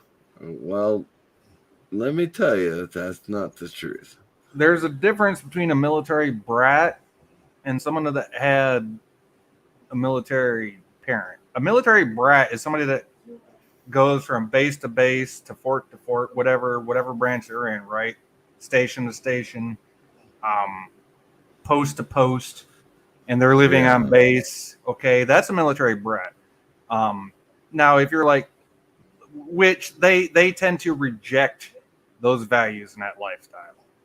Whereas my dad was in the reserves when I was growing up, right? Where he did his weekends and then he did his 2 weeks in the summer, right? Yeah. But he had those same values because he did his 4 years active duty, but that was before I was born. So growing up, he still instilled those values in me. But I wasn't on base to say, oh, I hate this way of life, all that. No, I never had that because we were in our own home out in. I wish I could say Civilianville. No, but you're right. Yeah. And I think there is a big difference between somebody that grew up as a brat, quote unquote, which is somebody I consider to have been lived on bases, while they were growing up, as versus me who grew up in Civilianville. Oh, okay. I see what you're saying. Yeah, you were basically just a regular 90s child. Right. 80s kid. Graduated you had to move. You had to move. Yeah, I didn't have to move. Exactly. I wasn't moving every 6 months, 18 months. I was in the same place from kindergarten to 8th grade. So I had that stable home life, but I still had those Marine Corps values my dad instilled in me. We weren't moving around every so many months because he had to change post or whatever.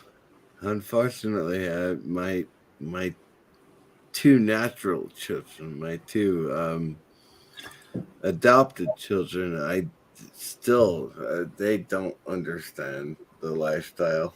But my two natural children, they're 17, 18 years old now, and my 18-year-old keeps coming into my room going, "You're wrong for whatever." I go, Wrong for what? Bringing you into this world and giving you everything you ever needed to survive? I'd be like, boy or girl, I brought you into this world. I'd take you out of it. And get the You know what? It's fine. It's fine. It's fine. He's going Anybody that buy... doesn't get that reference never watched the Cosby Show. I'm just saying. I did watch that. Yes.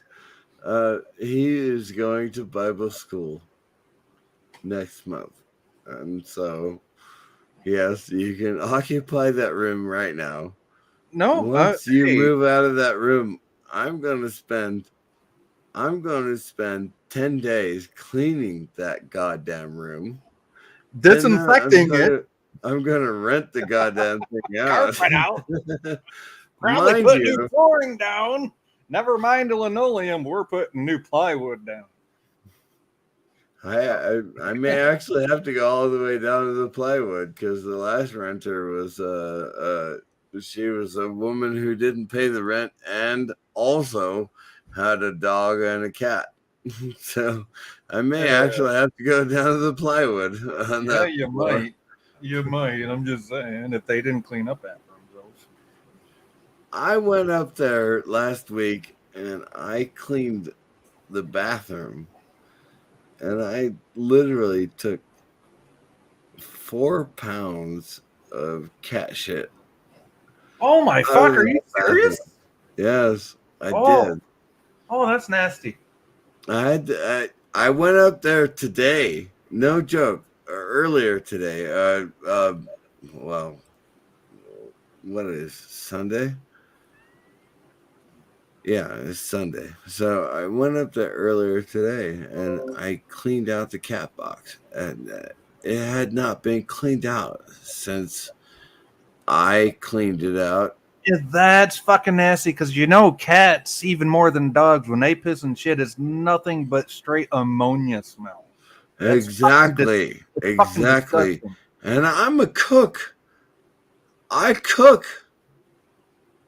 I'm a cook. I want to make my food taste good. Tastes good, but you can't do that when you got a month's worth of ammonia seeping down because somebody can't clean up their fucking litter box. I'm going upstairs and I can barely walk. As it is, but I go upstairs and I clean out that goddamn cat box. Well, the sad thing is, if you didn't, who would? I'm wondering who the hell would, because isn't that like animal abuse? It's been a year. It's been a year. I've been wondering when someone's gonna fucking clean up after themselves. RR says you're a chef. Yes, he is. He's a damn good chef. I think, Mr. CCTV should do like some more cooking stuff. I know I talked about it on my channel. I think you want me to do more cooking stuff. I haven't gotten a lot of traction on my cooking shows, though. If you were closer, I'd do a cooking show with you. But we're like separated by a continent, so. No worries. The last one I did was gumbo. Gumbo. See, that's something I don't even know how to do. Never even. I've had it a couple times, but no, I live up north, so it's not like a regular dish up here. The most popular one is shrimp scampi. Shrimp scampi. Oh. RR says it sure as hell ain't gonna Santa Claus. Who's gonna clean the? I don't know what that icon is. I'm reading it off StreamYards. And then the cooking shows are great. Thumbs up, says RR. Dankeschön. And gumbo, yummy. I agree. Gumbo is good. I've had gumbo. No, I clean everything around my house now. The 6 months that I let the woman live here, I didn't go upstairs. Now I have to go upstairs. I gotta clean the bathroom. I gotta clean the bedroom. I have to clean. It's annoying the shit out of me, but I don't get to rent that room out until January, and so I'll rip out the carpet. I'll replace the doors. That's the girl. So that's a girl with the cats, right? That you're talking about right now. You can't rent that out until January? I still have the cats. Okay. What about the guy that you were talking about earlier, the veteran? Can't he get help through Veterans Affairs with his rent? Because I know they do that here in Michigan. He should. I'm not sure if you'd actually have to serve them with paperwork, but I know they get help through Veterans Affairs in Michigan. I choose not to say anything about that. Okay, fine. Fair enough. That's all you got to say, buddy. Yes. All I know is that the help is there through VA. You are correct. And yes, I choose not to say anything more about that. No problem. Understood. When my son moves out and goes to when he goes to Bible school, then is he going to become like a priest or something like that? That type of Bible school, or is it just like a summer program? No, it's not a summer program. It's a 4-year program. Okay. So he's going. Okay, he's going to like seminary school. Yeah. Well, basically seminary, but yeah, he is going to be a priest. Awesome. So that would free up a bedroom downstairs. Could you bring that veteran down with you and rent that other place out to someone else? The veteran upstairs is going to be until he moves out. No, I meant when your son goes up. The other bedroom, when I clean it. Okay. Is going to be standard rates for the area around here, right? And a little bit more because I'm doing the cooking and cleaning. Right. So you're providing basically room and board plus meals. Yeah, exactly. Room and board plus meals.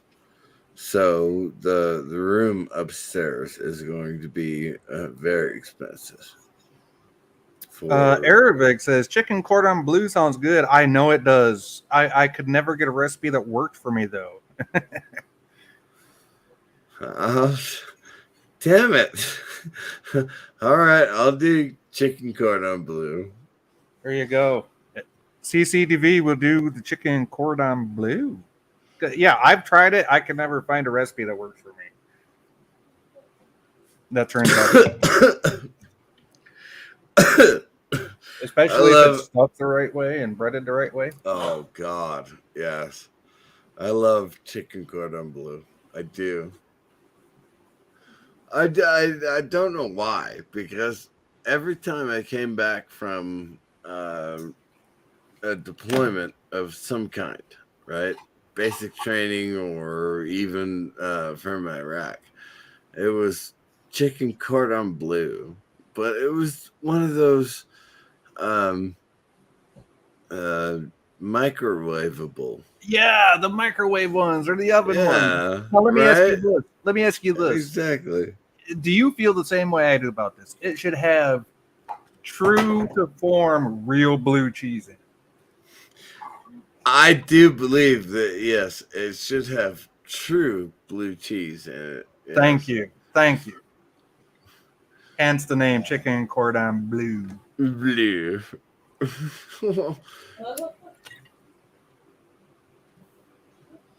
The French didn't actually know that much about American cheeses. Okay, so yeah. Our even says nice. Our wants to see you make that as well. So that's two. You have Arabic and our wants you to try to make that. Try. I've made it multiple times.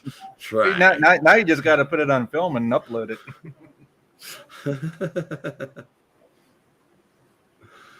Go ahead. Go and look at my. Oh, RR says yes. It has to have real blue cheese. Heck yeah! Thank you. I'm not the only one that thinks that. Besides Mr. CCTV here. But he is more, well, I don't know. Okay, yes, Mr. CCTV, you've had more like formal chef training than I've had. Everything I've learned how to do has been like, shall we say, I'm forgetting the terms now. Okay, I've been a line cook, I've been short order, but at the same time, I've taken all those skills and put them into making like personalized meals, making it to where it's not, though I'm not doing it for like a bunch of people coming in right Okay. before the So bar closes, right? So I'm still an actual cook, but I've never been like formally trained. Fair enough. Fair enough. And honestly, even if you don't know the terminology,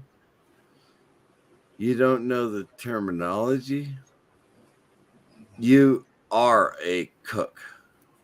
You are a cook. All right. So 2 tablespoons of butter, 2 tablespoons of flour equals what? Roux. Exactly. And you know what that means. So 1.5 cups of anything turns into a gravy. Yeah. Except I don't Exactly. use actual measurements. I just go, bit of this, dash Right. that. Well, yeah, exactly. you get on to the point. Yeah. But you know what that means, right? So when I worked in the shop, I call it a shop because it's not a restaurant. Like I worked in the shop, and they said, "Oh, we need to put out this many hard boiled eggs." I was like, "Okay, fine. Here's how you do it, right?" And they did. They did it right. But 2 weeks later, they were just still boiling the eggs until they popped. Yeah, until they cracked, which is not Right. good. It's like, you really want green? You Do you really want want green? Yeah, green? you want green Okay. in the All right. hard-boiled eggs. Fine. Whatever. Go ahead. I mean, come on. I'm not even a formally trained cook, and I know that. Number one, you get the pot out, you put your water in it, salt maybe. Salt either can or cannot make it boil faster. Water boils at the same rate no matter what. It just depends on what your egg tastes like. So anyway, you get the water boiling, you put your eggs in there, right? And you let them go for 5 minutes tops at medium-high heat, right? If you see little bubbles coming out of the eggs, guess what? Take them off the heat because they're about to explode. You don't want them to crack. And then what you do is you drain. Nope. Don't drain. Don't drain that hot water. Leave that hot water in. What you do is you turn on the cold water and let the cold water infiltrate the hot water so it goes from hot to So warm you to can cold peel the eggs. gradually. Yeah, so Peel you your can eggs. peel the The eggs. shells come off. Yes. The shells come off just like, yeah, it's the shells come off slipperier and shit. You ain't got to deal with that But little layer in between hey, the shell and the egg. wait, what do we know? What do we But know? what do we know? What do I know? I've never been formally trained. That's just shit I learned on the job. Come on now. And trust me, when you got to make a lot of eggs for a restaurant, you know how to do that in a quick fucking hurry. As long as they're not green. As long, yeah. If that's your hard boiled innards are green, you done fucked up. That's the thing is every restaurant I've worked for, they said as long as it's not green. Yeah, because they get green No, when the shell really? cracks. I mean, it's not difficult to cook for people. It's not. It's really not.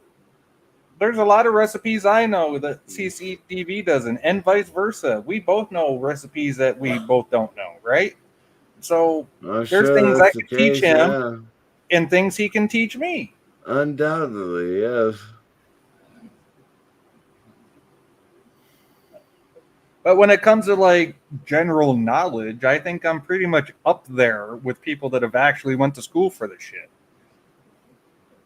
Even though I never been, because I worked in so many restaurants. You know what? Honestly, if you watch a lot of cooking shows and you get the tips and the if you're paying attention to cooking shows, then yes, you do know as much as I do because I knew as much as my instructor when I went to basic.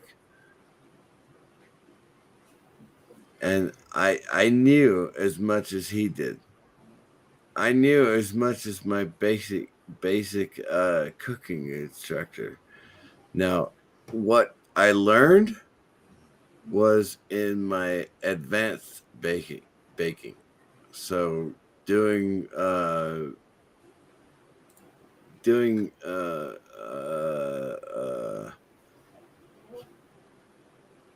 wedding cakes. So yeah, the baking and all that, all the Yeah, baking, I leave that to Miss. I'm not a baker. That I did. I learned how to do basic, you know, all that. Not basic instructing. It was advanced. Advanced. Yeah, your advanced AAT baking. cooking. Yeah. I did all that. Okay, I did sugar sculptures. I did uh, uh wedding cakes. I did all of that. It was Yeah, fantastic. It was fun. I had a great time doing it. Yeah, that's Okay. a little too tedious for me. I can't see. That's why I leave that to the Mrs. Baker. She's the baker. I'm the cook. Ain't that right, baby? Yeah. Well, I was before I had tried to set the house on fire. Yeah. Like when I burned myself on that pan. Yeah. Get it off. But yeah, well, that's because of your Huntington's, honey. That's why you don't cook no more. Yeah. It's very sad. She was actually a pretty good cook until her hands got too shaky to do anything. Oh, it was fun having my daughter over for Thanksgiving week. She was here and she was mastering my mixer. She was doing a great job. She was doing so fantastic. And she baked the cake. She did the she did all everything baking concerned. I had her do. I was doing all the cooking. Well, that's all right. Fun. It was fantastic. It sounds like a good family time. Oh yeah, fantastic. The dinner rolls. Oh my god, have you ever made Hawaiian rolls from scratch? No, I had the big bag ones, but never from scratch. Oh, Hawaiian rolls from scratch. Oh my god, it's so good. So good. And making ciabatta bread, ciabatta. You know what ciabatta is? Yeah, I know what ciabatta bread is. Yeah. Oh, but I never had homemade, to be honest. Yeah, when you buy it from a store, it's like, okay, yeah, here's a yeah, it's all right. It tastes good. Here's a bubble. Yeah, that's fine. Okay, ciabatta. But when you make it from scratch, when you make it from scratch, oh my god. Well, now I gotta learn and how to do a whole new skill set. There you go. There you go. Aravic says they might have to try fried chicken cordon bleu. I actually like fried chicken cordon bleu. It is, especially if it's already got the coating on it. Then you get the oil hot and fry it that way. Okay, seriously, I really do have a lot of recipes I need to make. Okay, fine. That makes two of us. I think, I don't want to compete with you though for like making food videos. That's don't worry about it. As a matter of fact, Cowboy. Oh, what's his name? He did He did a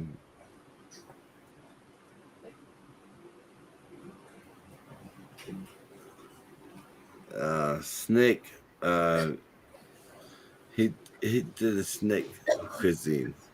It was fantastic. It was awesome. No worries about me cooking snake. Not that I haven't had it. It's just not something I'd be making here. Number one, I live in Michigan, and snakes aren't that plentiful, or in the grocery store. So. Fair enough. That's why I don't do very much seafood stuff. I basically do, trailer park trash food that is. I got lots of them recipes. I know there's one that people on my channel have been asking for ever since I mentioned it, and it's called tater tot casserole. Tater tot casserole, right on. Right on. I love that. And it's just like you would think it is. It's one of those Midwestern dishes that has taters, meat, cheese, and naturally, yeah. Yeah, well, I mean, it's a casserole. It's a casserole, right? I mean, It is right. Yeah, I can say what's in it, but unless you actually see how it's made, then yeah. I have a five spice that I use all the time, and well, sometimes it's 7 or 8 spices, but I do use it all the time. I use it for eggs. I use it for meat. I use it for everything. One of my favorite go-tos is garlic pepper. A lot of people like that. Yeah.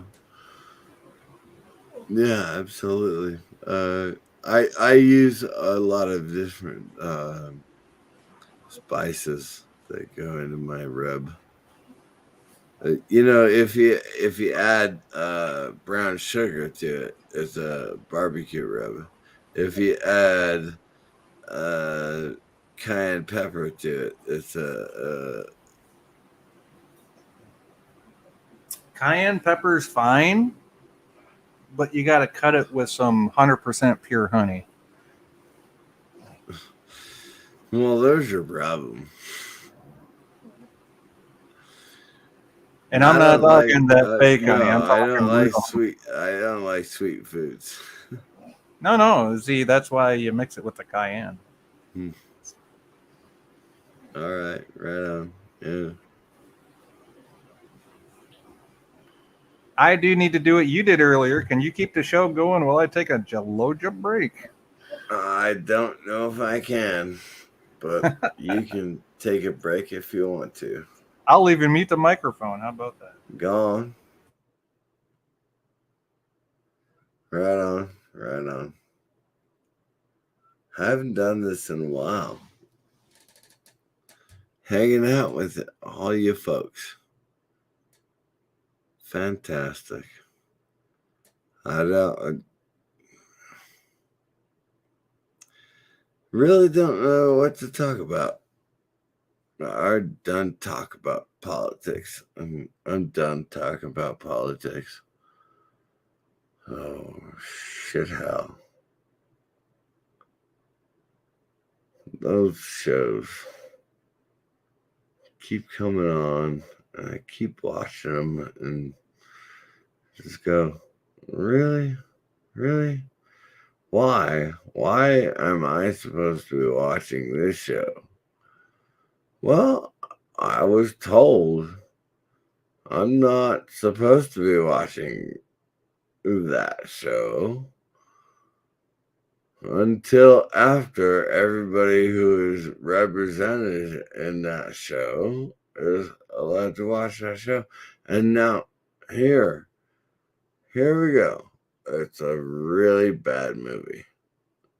It's a really bad movie. It is. It's just awful from beginning to bend, from beginning to end, it's an awful show. From beginning to bed, it's an awful show. From beginning to end, it is an awful show. It is. I didn't even hear what show you were talking about. Black Panther 2. Oh, I never even seen the first one yet.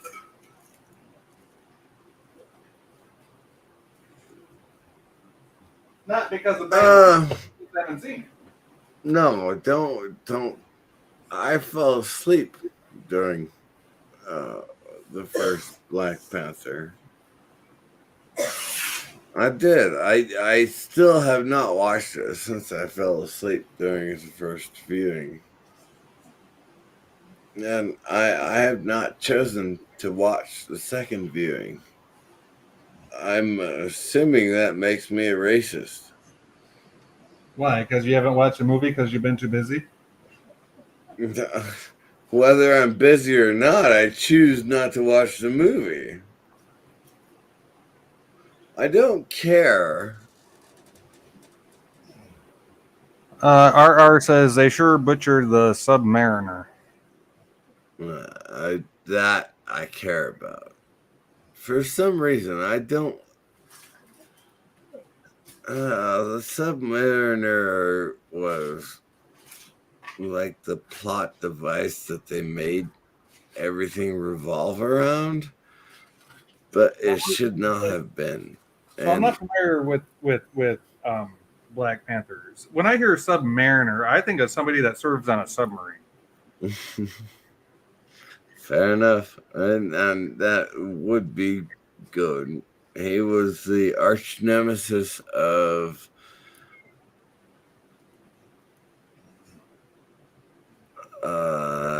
Aquaman.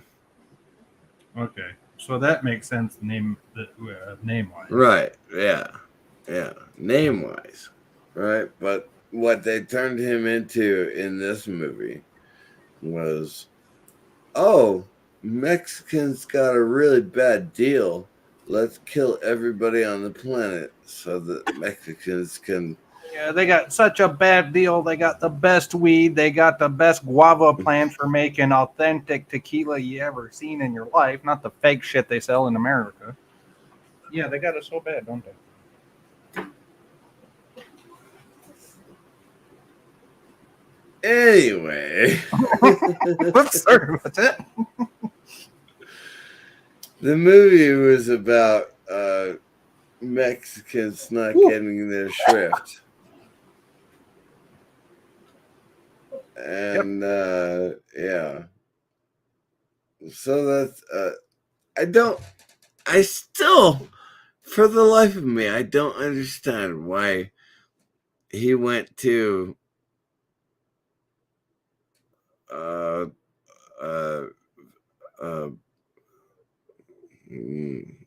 Wakanda. Still have no idea. Other than Wakanda had vibranium. Well, guess what? He had vibranium as well. So what? Why? I'm confused. I am confused. Why are you killing all the black people when it's the white people who found you? And you should be killing all the white people. But no, that's fine. You kill all the black people. Because they also have Wakanda Night or vibranium or whatever. Who cares what the... All right, you caught me off guard. What the hell is vibranium? You can call it unobtainium if you want to. Unobtainium, I know. Yeah, I know what unobtainium is, but not what vibranium is. It's all the same thing. I don't know. I hear vibranium. Secret for 10,000 years because they had vibranium. I hear vibranium. now- I just think of the vibrator that would never stop. I think I can. I think I can. And now, the guy with feet, who has wings on his feet. What's his name? Flash? No. He's anyway. His society has all the vibranium, and it got found amazingly recently. And so he goes to Wakanda to tell everybody to stop talking about vibranium? Really? Oh, okay. RR explains vibranium's a rare, Fuck. indestructible metal in the Marvel. Okay. Well, see, I'm not really big into the Oof. MCU, so I'm a novice at best. I'm pretty much a normie when it comes to the MCU. Submariner. Yeah, thank you, RR. I appreciate that. Yeah, RR is a normal. Is the name of guy with the okay? So okay. But yeah, but see, every time I hear wings, it's like the guy can fly. I like the angels. He basically does fly throughout the movie. Only when the plot and the movie needs it to happen. Right. He's good. He's bad. He's good and bad. And then he's good at the end, and then he dies, and that's bad. And I give up. I give up. It's fucking preposterous. Well, you know, you're at 4 hours 20 minutes. 4:20. Hey. So I am. Light All right. Up. Well, Inhale, exhale. I'm going to say good night. Good night, everybody. Good night, buddy. Thanks for being here, everybody in the chat. We love you.